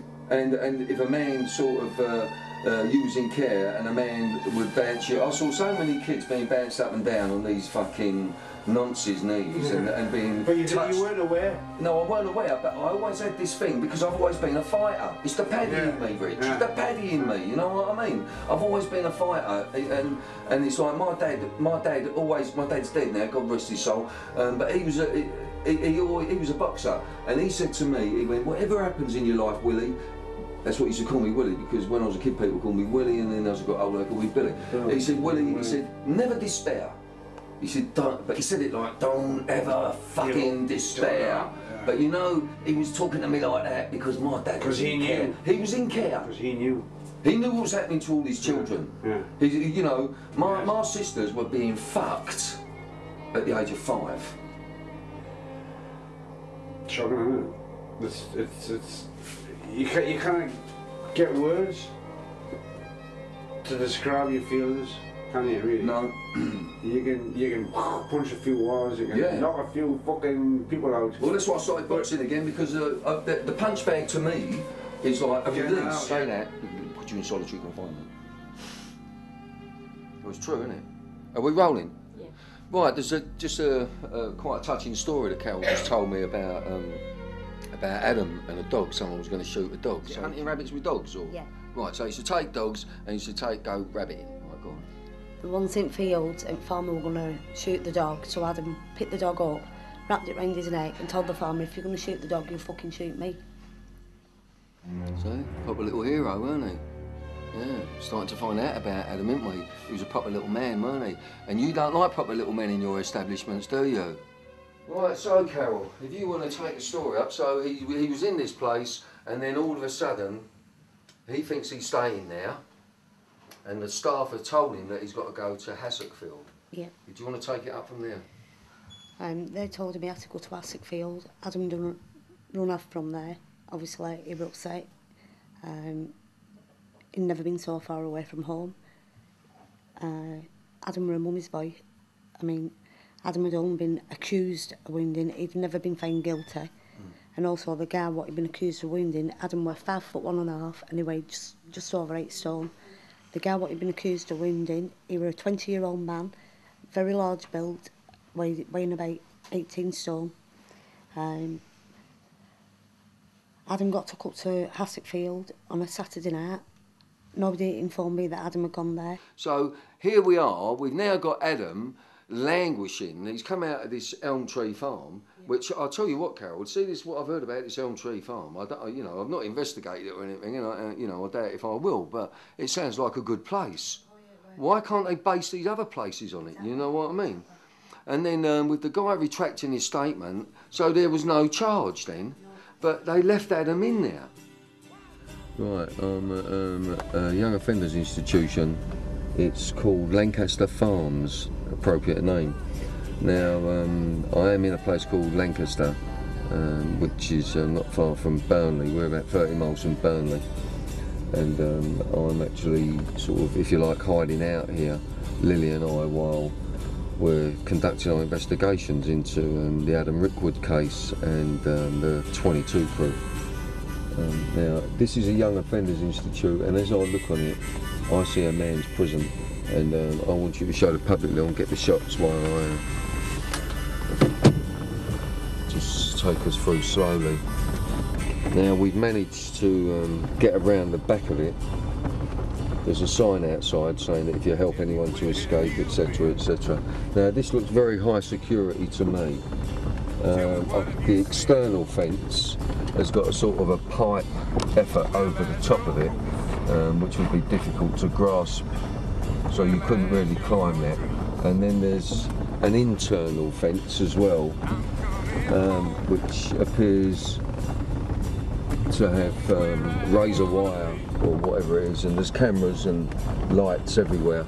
Now, if we're putting 13-year-old children in places like this, you know, I find that very difficult to justify. I know you get difficult kids. We have the audacity to call it a young offenders institution, and by the way, it is Her Majesty's Young Offenders Institution once again. So once again, Your Majesty, you're making money from the kids. You're a bit of a pimp, really, aren't you, Your Majesty? So I don't think that there it is. There's the fence and the bars on the windows.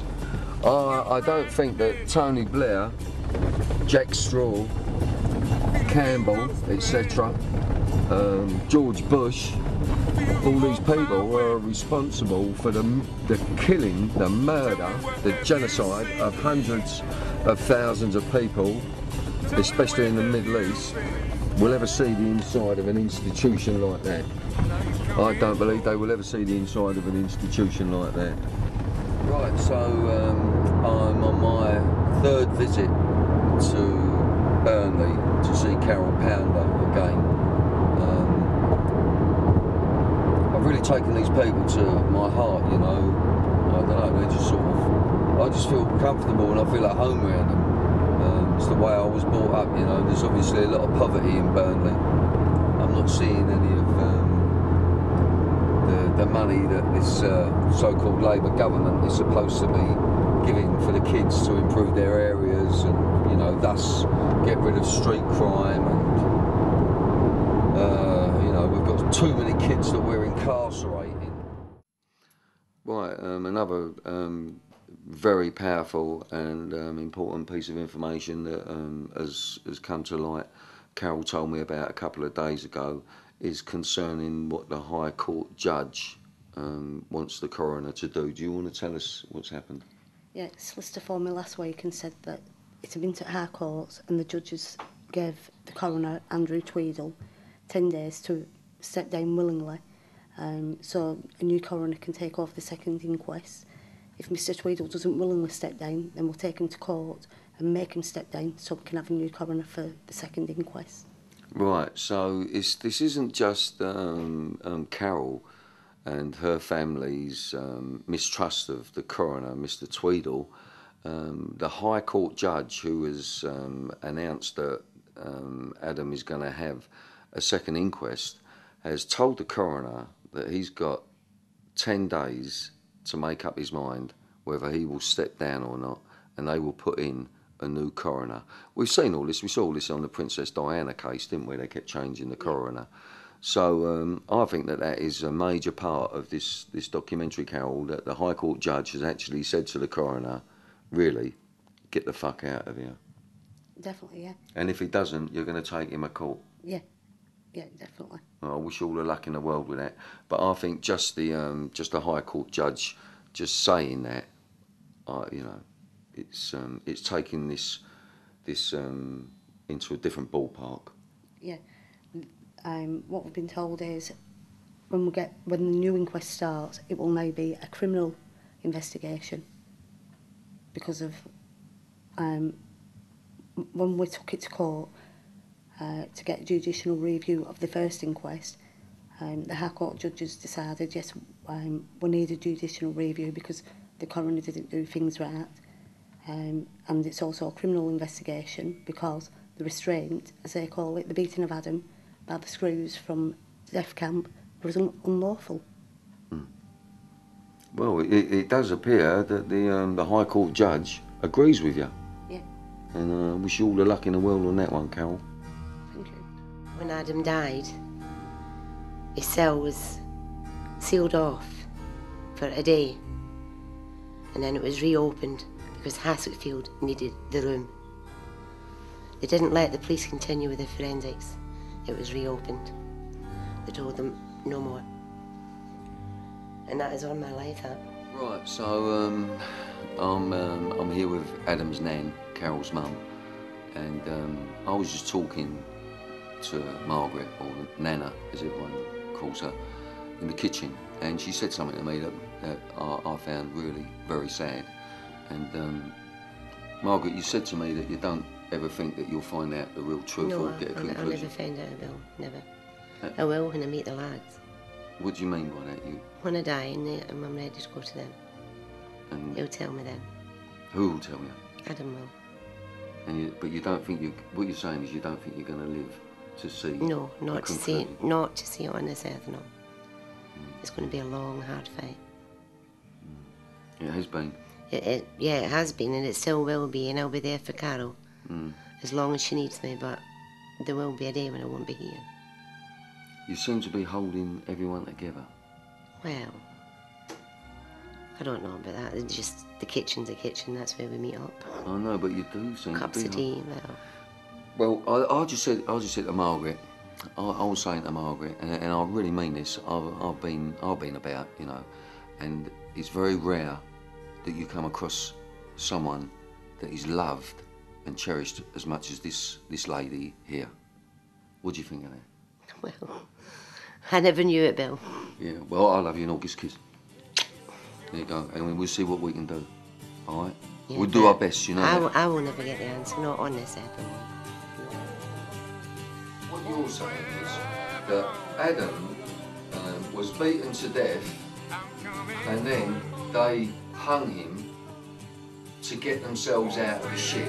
Yeah, 100% definitely. That's what I'm saying. Do you believe that your son killed himself? No. Okay. You want to come with me very quickly, Lil? Do you believe that Adam killed himself? No. Do you believe that Adam killed himself? No.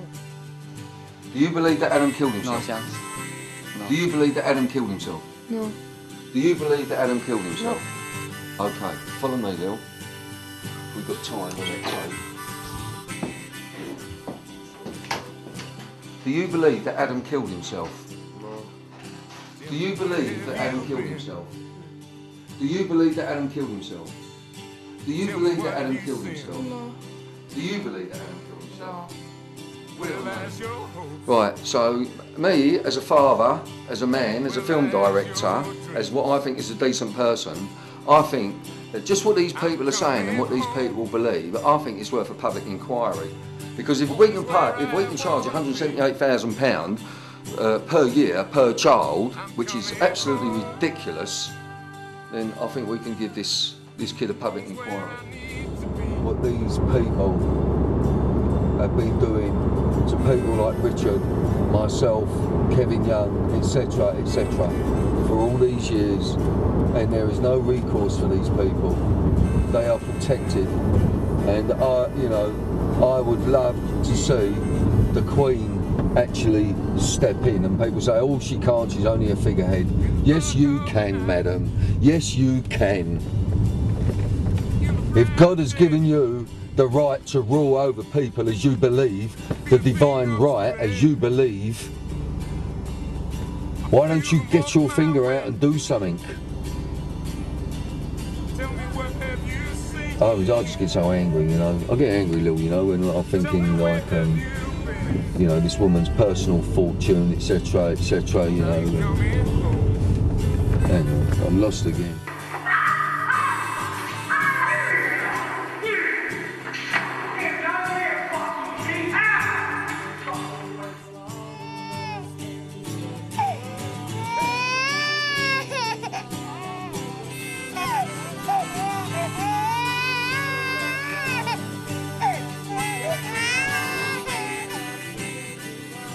I just want to ask you a direct question, what I've just asked your nan and your mum. Do you think that your brother killed himself? No way. No. No? No. Like my nana said, he had too much to live for.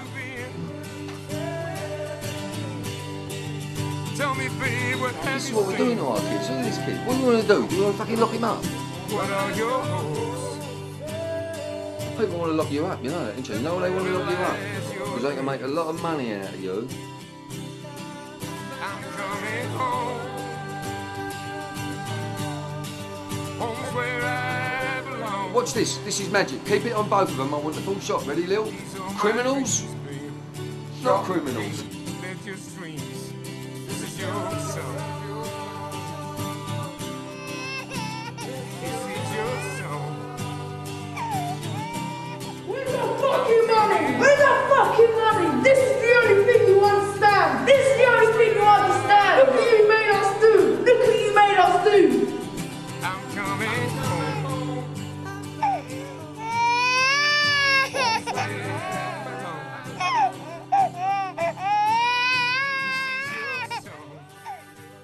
After the inquest, when the inquest was all over, one of the guards who was involved in the restraining of Adam came up to you and said that you can hit me if you want. Yeah. That were a guy called John Hamilton. He was deputy manager. He was the one who'd actually been in the CCTV room, and he couldn't give an explanation as to why he'd been in there. And that were at the time where the videotapes had been stopped from recording where Adam's unit were. After he gave his evidence, he came up to me and said to me at the court doors, if you want to hit me, and I'll understand why, and I won't move. I mean, now when you think about it, why has he said that? Has he said it out of guilt? Well, it does seem like guilt. You know, it's, you know, this, if this guy was doing his job and he was securing that, why did he go up to Carol and say, you can hit me? You know, hit me. Hit me. This is one of the men that we have looking after our children. They seem to have you've got violence on your brain all the time. This is the guy who you believe went in and stopped those tapes. Yeah. It's not only who I believe, it's where there is evidence. The coroner has actually got a different CCTV camera recording him going into the room where the all CCTV cameras are at the time the tape was stopped. Also, at Adam's inquest, every one of them officers who took part in punching lumps out of Adam at the inquest, every single one of them had gone into Adam's cell later on that night after their shifts had finished to make sure he were all right. Why do they want to do that? They restrain kids day in, day out. They punch them in the nose day in, day out. They break bones day in, day out. So they're saying they went in to check that Adam were all every right. single one of them, individually. Individually, every single one that was of them. involved in. Yeah. So they must have been very worried about Exactly. him Exactly. to do that. So, you know, all four have gone in there. Is that on camera anywhere? Of them going into his, because it's a cell, weren't it? Was it a cell? Because they're in single rooms, aren't they? Yeah. It's like, you know, Lancaster Farms, where they got 530 young offenders. The majority are in cells. So to me, a cell is solitary confinement. You know what I mean? I think, you know, when you got kids in cells or inmates in single cells, all right, they say like, well, that's for their privacy. Well, I don't believe it is for their privacy. I believe that it's that they keep them in single cells so the guards can go and do what they want when they want, rather than if you had dormitories or 4 or 5 in a cell, you know, it's a little bit more difficult. You don't like witnesses, do you? Exactly. That's exactly what it is. You know, it just gets worse and worse, doesn't it, really? So Adam was in Hassockfield for stabbing this guy. That's why he was put there, really. Yeah. But the guy was saying that he was drunk, he was on drugs, and it wasn't Adam. So it sounds to me like this guy used Adam as a scapegoat for someone who he was possibly frightened of, who was a lot more scary than Adam. Yeah, definitely. That's exactly how it was, yeah. Also, there's a lot of things bothering me in this. Carol was saying to me that she thinks that a lot of these officers are taken from the army and ex-police officers or ex-security guards or whatever, and she told me something that she would like seen to be done with these people. Do you want to take the story up, Carol? Yeah, I think all these who's working in these child prisons should be drug tested, because I feel they should be drug tested and tested for alcohol abuse, because if they're on a come down from drugs, from alcohol, and they're in a bad mood, they're taking their bad moods out on our kids. That's when our kids, as they call them, restraints, that's when our kids are being beat up, because they're in bad moods, having a bad come down off the drugs and taking it out on our kids. They should be drug tested at least once a week. I think that they should be drug tested once a week, because I was in the process before I came here of shooting a documentary called Come Down. Now, there is more drug abuse in, you know, like the army, the navy, the police force. They've got a very high rate, higher rate than anyone of divorce, etc., etc., these guys that we're sending in to look after our children. Now, if they've been on cocaine or heroin or crack cocaine or cannabis, skunk, and alcohol, you know, and you know the root chaps, don't you? You know, you go out, you have a beer, and then you have a bit of Charlie, as we call it in London, you know, a bit of cocaine, and then you go home and you're in a bad state with the come down, and then you start using the skunk to come down, or maybe a little bit of diazepam or temazepam, and then the next day when you're on duty, you are having fucking nightmares, aren't you? And you're looking after our children. There should be something put in place where, you know, not where the government announce that somebody's going in to visit, and not somebody from the government what's going in to visit. Have normal parents, you know, everyday people going in and visiting these prisons and seeing how they run. Don't announce to them, oh, somebody's coming tomorrow to visit, so they can blackmail kids. Spot checks you're talking about? Yeah. But, there should be spot checks. Yeah, well, I've always believed that. I've always advocated that. But the spot checks should be done by everyday people. Yeah. Not by ex-prison officers, ex-police officers, social workers. Or their wives. Yeah. You know. Or husbands. They all cover each other's backs. It should be everyday parents. Properly independent. Yeah. So, you know, £178,000 a year. These kids are very important. They must be very important because they're demanding such high amounts of money. So out of that money, we can afford to drug test the people that are looking after them. So here I am in York, outside Kevin Young's shop, Internet Antiques. So we're going to give you a little plug on this one, Kevin, because you deserve it. All victims deserve a little bit of help and a plug. So what I find is, like, the strong people who do survive this have a creativity about them. And if you look at the front of Kevin's shop, and just follow me round here, Lil, and you can see that this man is creative, and this man's having a go, and this man is laying his stall right out front, and that's what he's been like in this documentary. He's putting his stall out front, just like he's doing with his shop. He's speaking up and he's telling the truth. And I want to say that to all you victims. I think if you all done that, then we would be so much stronger and so closer to ending this kind of horrific abuse which is still going on now. So let's not listen to the bullshit of the politicians and the lawyers that things are getting better, and the social workers. And I'd like to investigate the social workers as well, because I think everyone's in this pot. Everyone is profiteering from child abuse in one way or another, all these professionals. So do you want to come in, Lil? And here he is, he's the man himself, Kevin. It's lovely to see you again, Kevin. So what we're here today really for is to talk about survival, because as a film director I've managed to survive, and Kevin, as an antiques dealer, He's managed to survive, and I was just saying outside your shop, Kevin, I've done a little a brief history of it for you, you know, give you a little plug. That's it. It seems to be the creative people, the people that have something that is different, that pushes them and keeps them going. But how would we've got someone trying to get in the shop here. So anyway, Kevin, what we're talking about is survival, you know. And you seem to be surviving, and I seem to be surviving a lot better than a lot of the victims.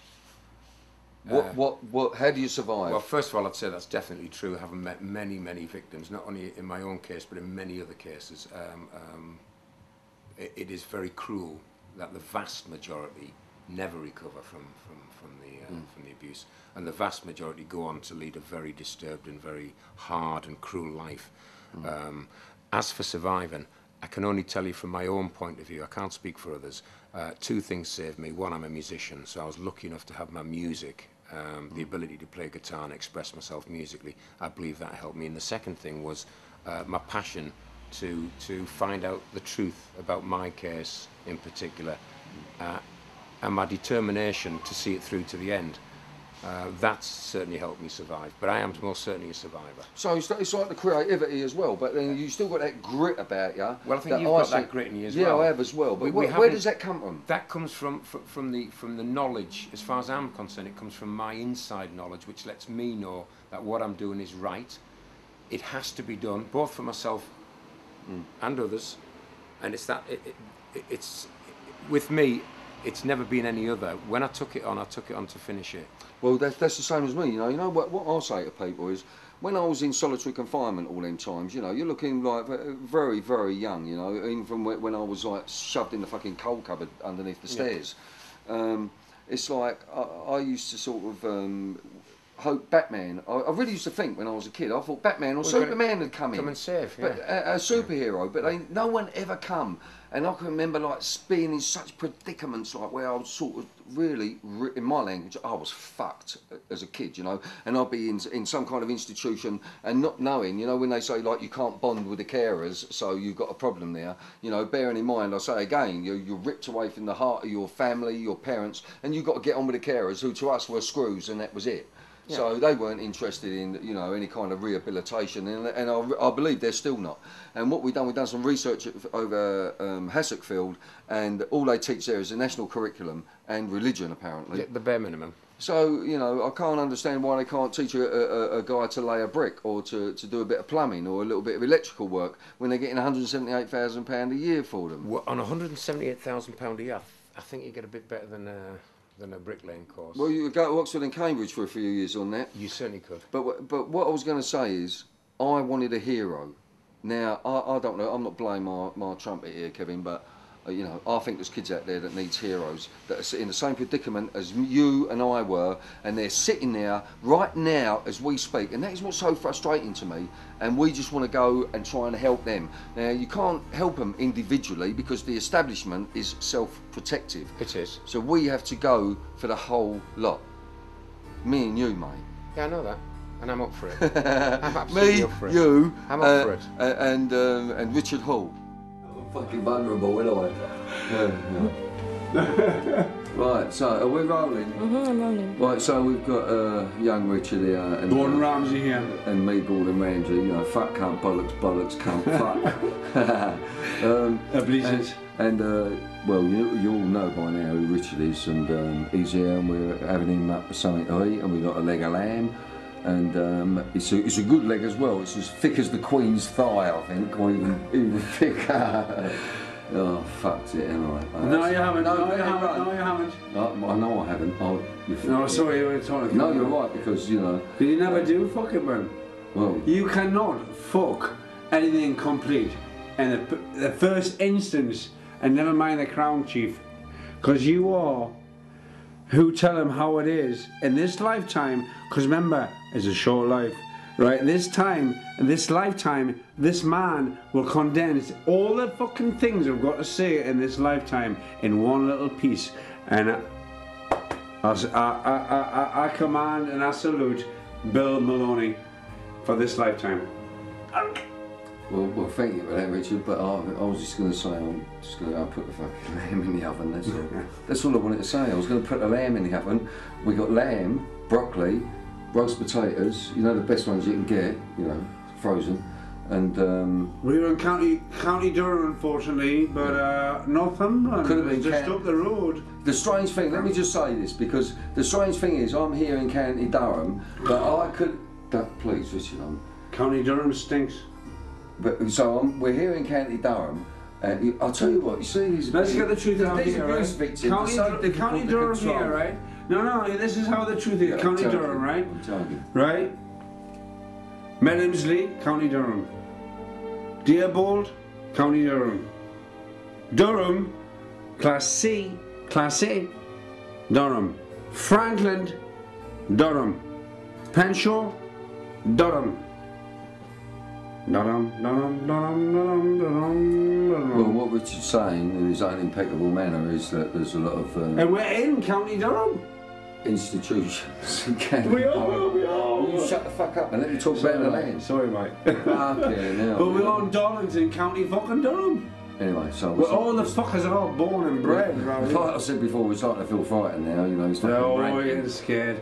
Anyway, so we've got lamb, we've got broccoli, we've got all the trimmings, and we're going to sit down, we're going to eat, and we're going to chew the fat, and we're going to talk to you people as ex-abuse victims, and we want to put it into your head so that you can think about your own children, and yes. if the possibility ever arises, whether your boy or your girl, always be aware.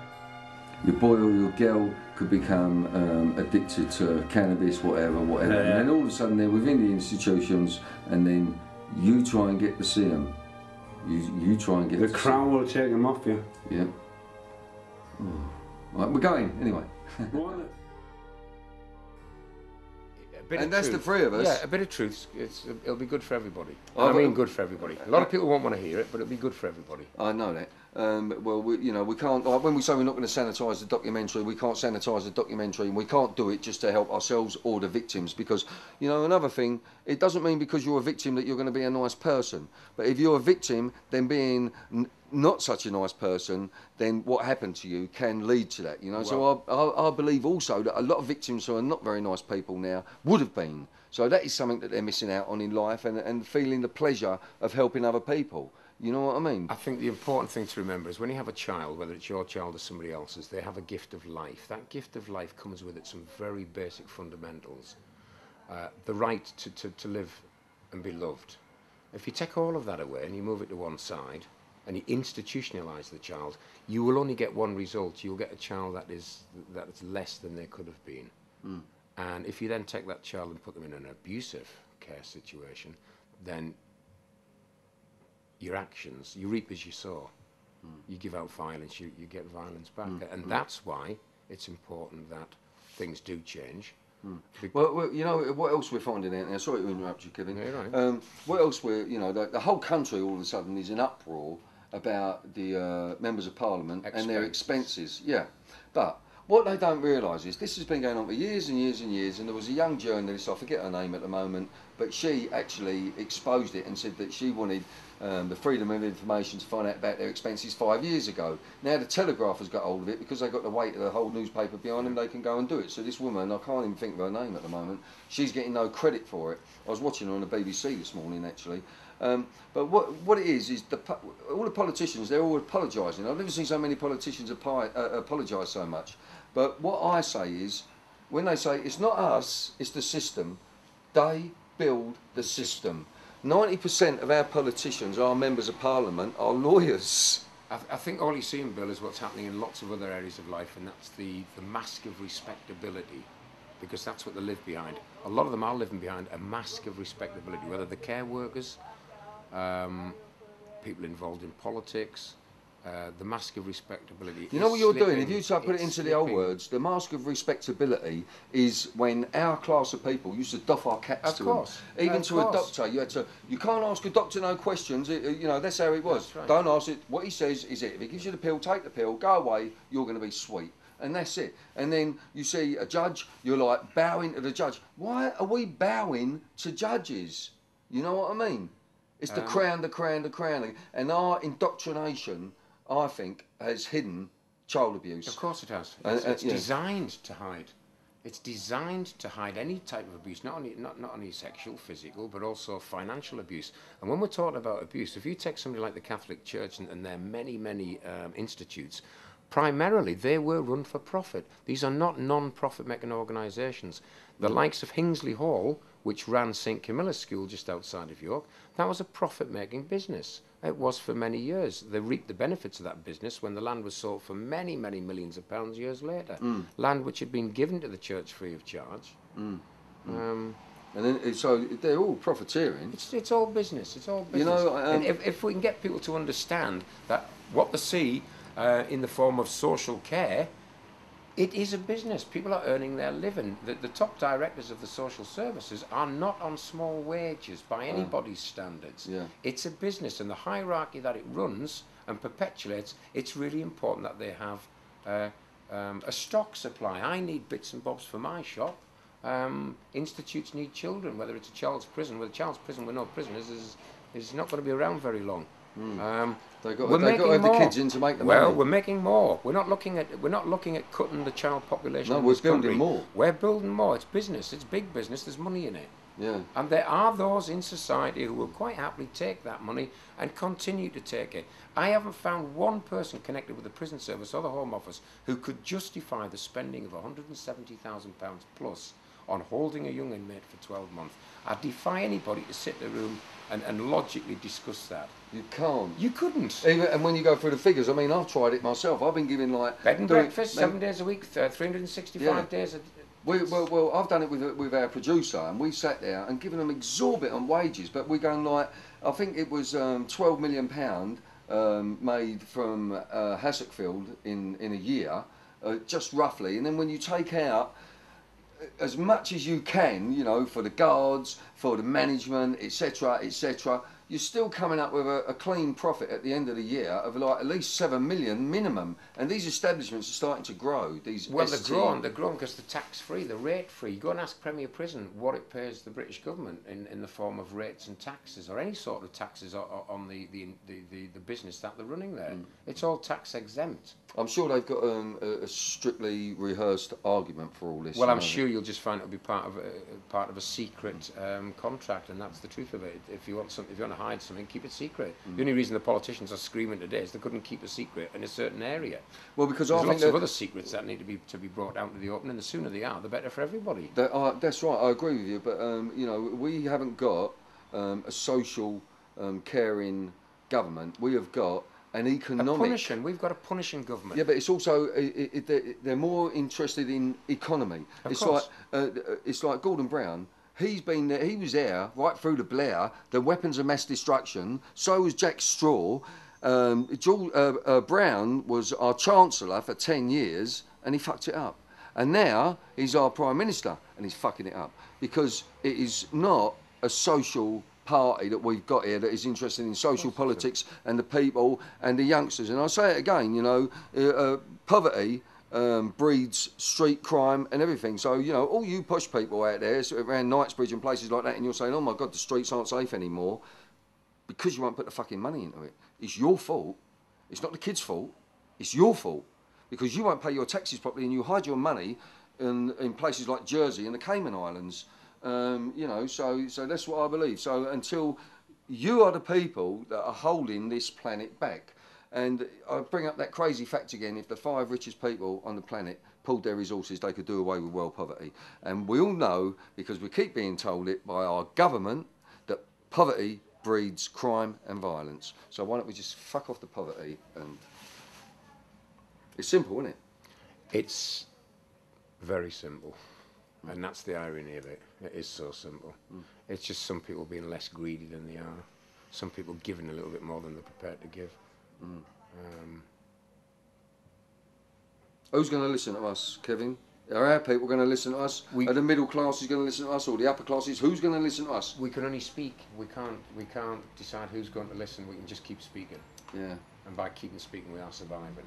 Well, you control yourself very well. I'll get very angry. I get very angry. I'll spit at the camera sometimes when I'm talking. You know what I mean? Yeah. So look, what happens is every now and again, like we're talking about survival now, you know, and Kevin and I, we have survived. Seems to be a lot better than others, like you know, like Richard Hall, We are very fortunate. and the other guys, and my family as well. You know, my sister Diane. Well, I could go right across my family. You know, I've got brothers and sisters that committed suicide. You know, in and out of the care system.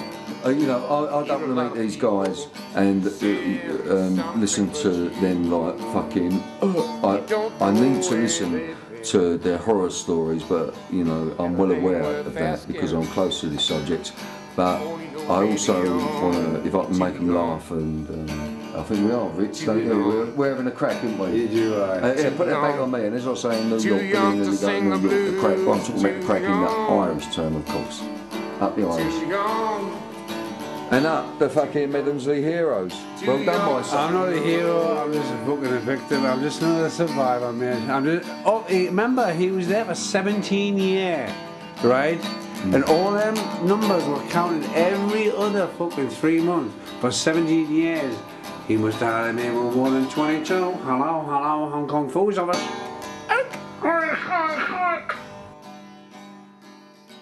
You went to see Adam when he was in the mortuary. Yeah. Now, tell me about that. About when you went to see Adam in the mortuary? We got told Adam was dead. My sister took us up to Durham University mortuary. We got there, told we wanted to see Adam.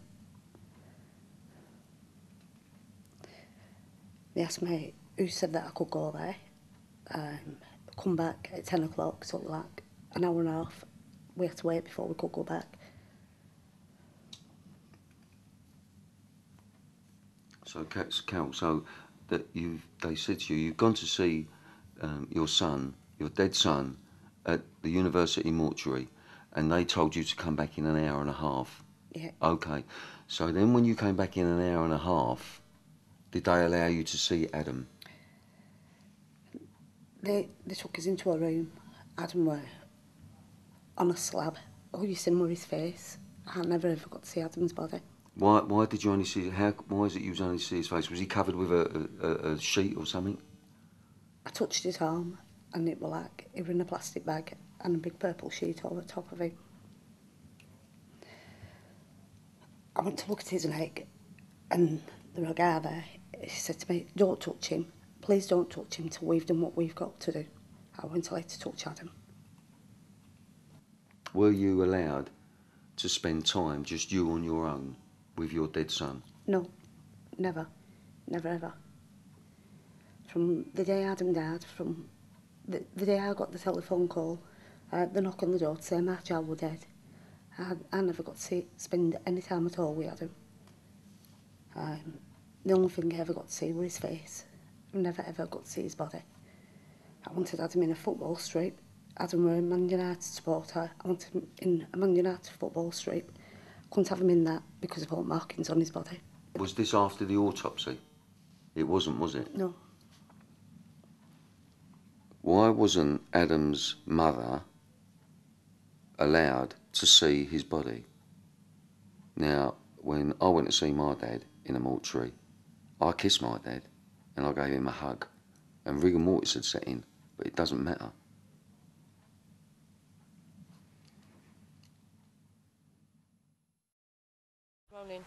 Right, here we are. We've come outside.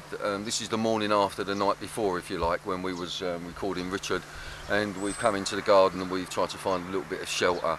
You know, it becomes a little bit claustrophobic indoors sometimes when we're talking about such a harrowing subject.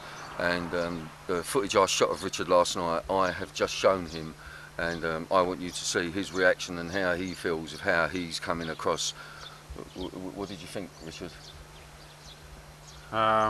Shocked to look at myself like that. Obviously bitter. That's my life, I suppose. Is that you every day like that, Rich? Yeah. Why do you think you do? Why do you think you put yourself through that, Rich? To forget and block out the past, I suppose. That's the only way I know how. There's nobody else there. There's nobody else but And the beer? The beer's your friend. The beer's the only thing that's helping you. Yeah. That's your self-medication. Yeah. Have you ever been on anything else like temazepam or anything like that? No. So it's just that, Just like that. and you like a puff and that's it? Yeah. Well, you know, to my point of view, when I saw what you was like last night, I found it really quite disturbing and harrowing. Sorry? You know, I've been there myself, and all the other victims that I've talked to, you know, not just to do with Medhamsley, but any victims I've talked to, you know, anything to do with any abuse cases that I've been involved in, and they all have a drug or alcohol problem. And it's my guess that you've lost quite a few friends because of that. How does that make you feel? Angry, bitter, but that's life, isn't it? Isolated. Isolate. Oh yeah, definitely. It's almost like, you know, like we were talking about my abuse. Most of it was like beatings or being held in solitary confinement, you know, and that, you know, your world reminds me of solitary confinement. But the horrors of, you know, when you go so low and then the alcohol takes over and then you become sort of, anything can happen, can't it? Yeah. Have you contemplated suicide while in that state? Not drunk, but I have contemplated it before. To just get out of it, you know. So when you've not been drinking, you contemplated it when you've not actually been drinking. Yeah. Well, that's scary as well, isn't it? So that would give you a sense of like, without it, I might kill myself. Yeah. Well, can I just talk about your solicitor, David Greenwood, and you know, you've got a little bit of a beef about the case. Do you want to put your point of view across on that? All I say to all the solicitors on the way, to the barristers and to the judges, why has it taken so long to get closure and justice? How long has your case been running now? The case has been running since 1997. Litigation didn't start till 2002. So the case has now been going on now for 7 years. 7 years. If you want to put that on me for a minute, Lil. I'm finding this with a lot of abuse victims. My sister herself, her case ran for 7.5 years and then it was closed after a documentary I made. This is what we believe at Pine Mash Films. She was given no excuse. She was told that she wouldn't be a reliable witness. It took them 7.5 years to decide that. So, you know, you're not on your own on that. And I wonder why solicitors, judges and barristers let these cases go for so long. Because the longer they go, the more the costs go up. Apparently, each time one of these victims gets a letter, the legal people, the solicitors firm, get £47 for a letter. So there's a lot of money in this, and well, anyway, listen. I want to thank Richard, and we're going to see him home safely. And like I said before, you know, I get dry mouth when I'm talking to Richard and these guys, you know, because it puts me back there as well. And I hope we're going to remain friends. Most definitely. Yeah, I think so, Rich. And it just leaves us to shake hands. And let's go and get them. Let's get them. And they need to be getting them. Right, come on.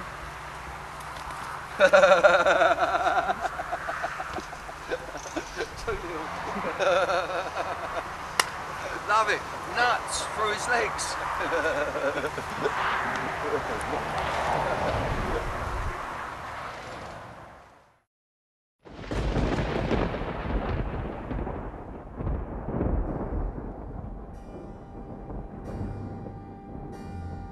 Are we rolling, Lil?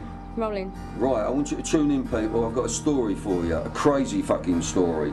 To begin the story, I have to read you an article that was written in the Independent on February the 15th, 2009. Okay. A similar article on the same subject was written in the Times as well.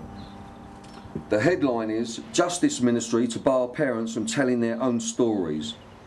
The Websters made headlines, but, says Matthew Bell, such exposure will soon be impossible.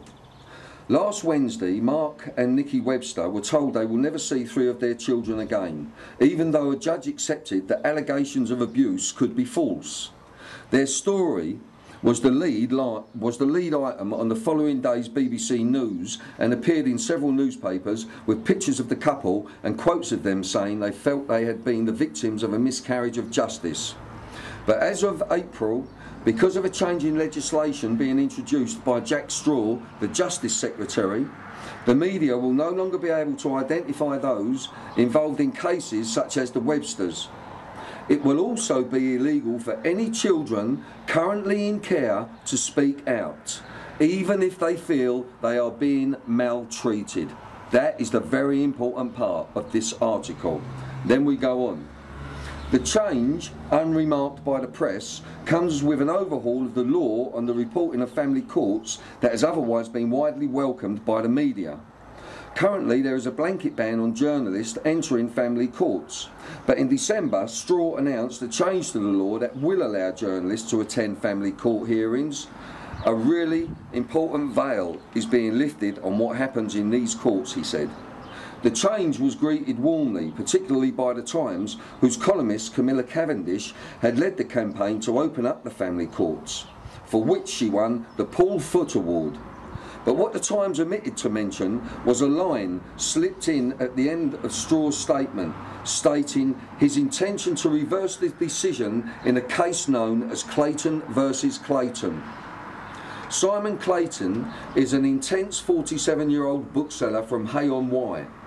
In 2003, he astonished locals in the Welsh border town by abducting his 7-year-old daughter, days ahead of a divorce hearing. Fearing he would lose custody to his wife, he was tracked down to Portugal and brought home under arrest, after which he fought a lengthy custody battle. When his case was concluded, Clayton found he was legally barred from offering a public explanation for what he had done. He fought the existing legislation, and in 2006 the Court of Appeal reached a landmark ruling that a parent should be allowed to identify himself and his child and tell his story. It was decided that a parent's right to freedom of expression was greater than a child's right to privacy. It is because of that Clayton versus Clayton ruling that the Websters were able to speak of their distress on Thursday. Reversing it will mean that any child or adult who has been in a family court case cannot identify themselves in public. Says Clayton, the implication of this for papers is bad. Editors are only interested in the story if it has a human dimension, if you can see the people or read about them by name. Liberal Democrat MP John Hemmings agrees. There are 2 issues here. One is that the press will be prevented from reporting cases like the Websters with their names and faces. The other is that, at the moment, children who are in care are entitled to speak out if they are unhappy, although it doesn't happen very often because nobody knows how to do it. The effect of this change will be to gag them. Since Clayton versus Clayton, there have been no complaints of invasion of privacy. Fran Lyon, Angela Canning, Bob Geldof, Jack Frost. There are more than a dozen people who have benefited from being able to go public with their story. Says Clayton, there are thousands of people like the Websters out there who, once their cases are over, will want to log onto a forum and discuss what happened to them and get support. As of April, it will be illegal to identify yourself in any way that could lead to the identification of the child. There are occasions when the children may wish to make a public statement. Clayton is incensed that Straw is claiming to be opening up the family courts while reversing the Court of Appeal's ruling, and says he has yet to receive an explanation or any reply from Straw's office. A Ministry of Justice spokesman said, the Secretary of State has made it clear that any moves towards openness in the family courts must be balanced with the welfare, privacy and well-being of children. She added that the decision to reverse Clayton had been made following a consultation with a variety of bodies. For better or for worse, the balance has been tipped against openness. Some say the child must come first, end of discussion. Others see a sinister attempt to gag those who say the system doesn't work. Cavendish takes a less conspiratorial view, but is nonetheless perplexed about the reversal of Clayton. It won't cancel out the new legislation, but it will make it increasingly difficult to report these cases. She said, "I'm afraid I don't know why it is happening." Now, I just want to read out one very important line. It will also be illegal for any children currently in care to speak out, even if they feel they are being maltreated. Right, now, Jack Straw made that possible. This is his doing. This is Jack Straw's doing, stopping children speaking out if they are in care, any care, even if they are being maltreated. That is what Jack Straw has done. Now this is where the story gets a little bit crazy. Just over 2 weeks ago, the Sun got a black cab driver and put him in their red cab, which had the Sun imprinted all over it. Now, is this cab driver's job as being like one of the working classes and just a normal working guy to ask a number of politicians certain questions about the economy, about social politics, etc., while they were in the back of his cab. The Sun reported on it every day and then put the films up on their website as video clips. Now, this guy, this cab driver, he had the likes of William Hague, etc., Pickles, they were in his cab and he questioned them all. And then he got Jack Straw in the back of his cab. Now what these Jack Straw didn't realise is that this black cab driver is a friend of mine, a personal friend of mine. And he's also an actor. And I trained him as an actor. So as a black cab driver, this job's come to him via the Sun. Now, this guy pulled a question from our website that infuriated him and decided to ask Jack that question. Now, we have obtained the recording, the audio recording, but not the video recording. Now I'm going to play you that video recording of Jack Straw and what my mate asked him. I've got to ask you another question, Jack. Funny enough, yesterday I was in the cab. I picked up a film. Was this a proper one? A proper cab, yeah. I was in my cab working, and I had a guy in the cab, and he's a very independent. Bill Maloney's name. He makes little independent films and stuff. And I didn't realise he's working on one now about child abuse, and I didn't realise, he said to me to say to you, why in 2009 you made it illegal or for any children in care to speak out about being ill-treated. Did you do that, Jack? No. He said that was something to do with you, and I said, I've got you. He said, oh, Jack Straw, he made it illegal. I grant this. Children in care to speak out. I said, well, I'll ask him that tomorrow. One gets involved in so much that occasionally you have memory lapse, but I think I remember that. I don't remember. I mean, it's not. I mean, amongst other things, it's not my area of responsibility. I mean, actually, I don't know where it's coming from, because one of the things I've been doing is to try and open up the family courts where a lot of these issues get argued about, and so that people, the press would not be able to report the names of the kids or therefore their parents, but they would be able to say, well, this is a really odd decision. And I've had, frankly, a very big fight with some of the people in the family courts and the children's organisations who want family justice, so-called, to remain a secret garden. So I can say to him that I don't know what he's talking about, but if he cares to send me an email, I'll try and find you'll answer it. Yeah. Jack, I know you're a big Blackburn fan. Thank you. The Independent and the Times tell us Jack Straw was responsible for this. But as you just heard, Jack has had a lapse of memory because of all the different things he's involved in. He has had a lapse of memory. He has made it possible now that children cannot say, I'm being abused, I'm doing this, and put it into the public arena.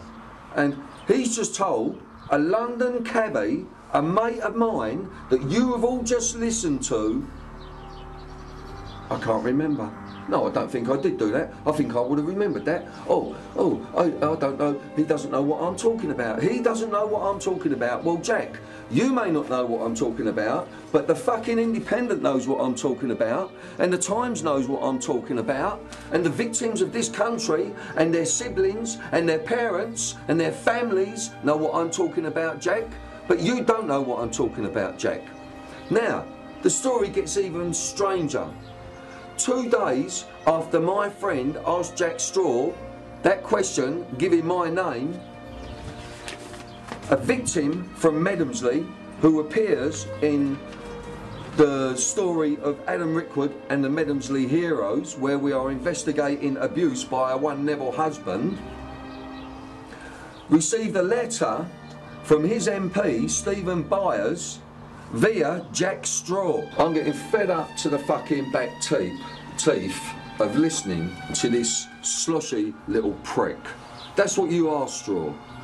Now we've just discovered that there's a possibility that your brother was not only on the sex offenders register while you were given the job of overhauling it, but he was also done for assaulting another young girl. And your son was a cocaine dealer. You are locking our children up and stealing children in these secret families' courts, Mr. Straw, and it is all coming on top for you. That is it.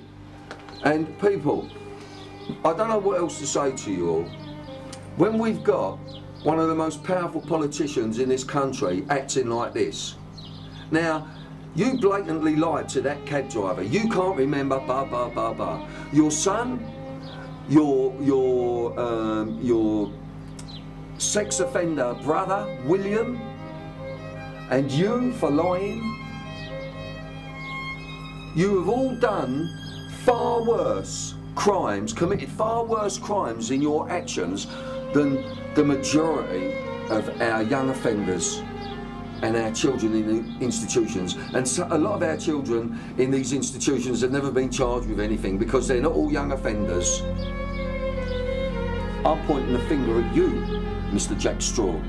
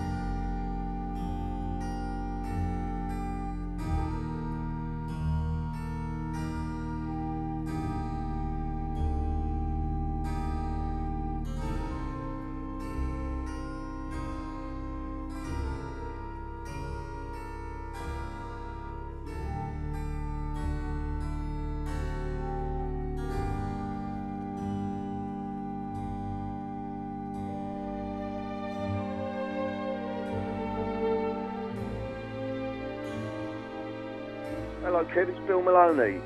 Hi, Bill. Oh, all right, Kev. I just phoned you up to get your feelings about Neville's husband being released today on, the 9th, and we thought it was the 14th, so we was all fucking getting ready to come up and film the man coming out of prison and try and interview him. Yeah. And now they've let him out early, it seems. How are you, Kev, today? Well, I'm not too bad, thanks very much, Bill.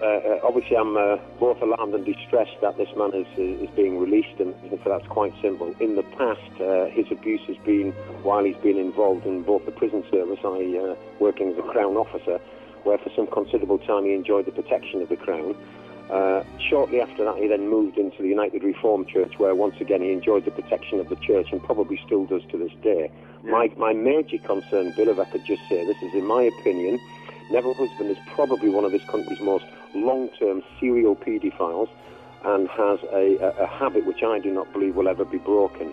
In the past, the man has obviously used his position of trust and authority in order to abuse, and then the problem that you've got in the future is that without that job, he's more likely to, if he does offend, for the outcome of that assault to be, shall we say, possibly violent. As with most paedophiles, the problem that you have is if he takes a young boy or a young girl, at the moment, what will happen is he isn't relying on the fact that he's a Crown officer or a priest in order to hide behind that. So because there's no cure for this, is there, Kevin? There is no cure for it. And if he does decide to assault somebody, the big problem that you've got, and I'll warn of it now before it happens, because I can see it happening, particularly with this man, I will tell you now that at some point in the near future, that man will reoffend. The consequences of his sexual abuse this time, I believe, will be more severe for the victim. Well, in other words, I believe that if this man was to assault somebody at the minute, his need to hide that and keep it secret would be such that he would do what a vast majority of paedophiles do after committing the act, and that would be to end the life of that small child. Well, and that's the fear that I have, Bill. That's the fear that I have. Yeah. How are you, Rich? So, how are you? Ah, right, that's better. I can fucking hear you now. So, how do you feel? So, you know, I wanted to give you a call, Rich, and find out how you felt today. That you know, the monster is out. Yeah. How do you feel about that, Rich? Not particularly good. Yeah. But I sent fucking Nick Brown and all them psychiatrists wrote the fucking horrible emails. Did you? I was mortal. I don't care what I said I've done. I think I told them all to fuck off. Today has affected you, though, Rich, isn't it? Yeah. But hey, life goes on. Onwards and upwards. Yeah. Yeah. How did you feel when you woke up this morning? Shit. Did you? As I went to bed, shit. And you still haven't? Have you got a date yet? For what? For when you go to court? November the 19th, I think. November the 19th. You know what I thought? I think. You think? But there's definitely one in March. Right. I think that's 40. You know what pissed us off was because we was ready to come up on the 14th for Neville Husband. Yeah, he's out. And then they let him out early. Yeah, we were told let him out a week early. Was you originally? Yeah, you was originally told it was the 14th as well, weren't you? Yeah. And now it's the fucking today. You've checked it, ain't he? And they fucked us. That's why I'm doing all these phone calls. You know what I mean? I'm recording you, by the way. Oh really? Yeah, I thought, but I don't know whether to use it. I think you're fucking pissy wanker. I'll tell you what, I'm fucking angry today, really. I was quite placid with the other guys, but I'm not going to be with you. I'm fucking speaking mine. And I've just been reading one of the guards when their husband left and the investigation started. He said he went into the fucking kitchen area and in a 4-drawer wardrobe. Yeah, he found dildos and all that. He found a fucking dildos. He found well, you know what's going on, man. I know, Tim Law was allowing it. Hey, Rich, they found stockings. He was dressing the kids up in fucking stockings and God knows what else. Yeah. And he was, in all the other statements, it's saying that he was, the actual guard statements, a lot of them.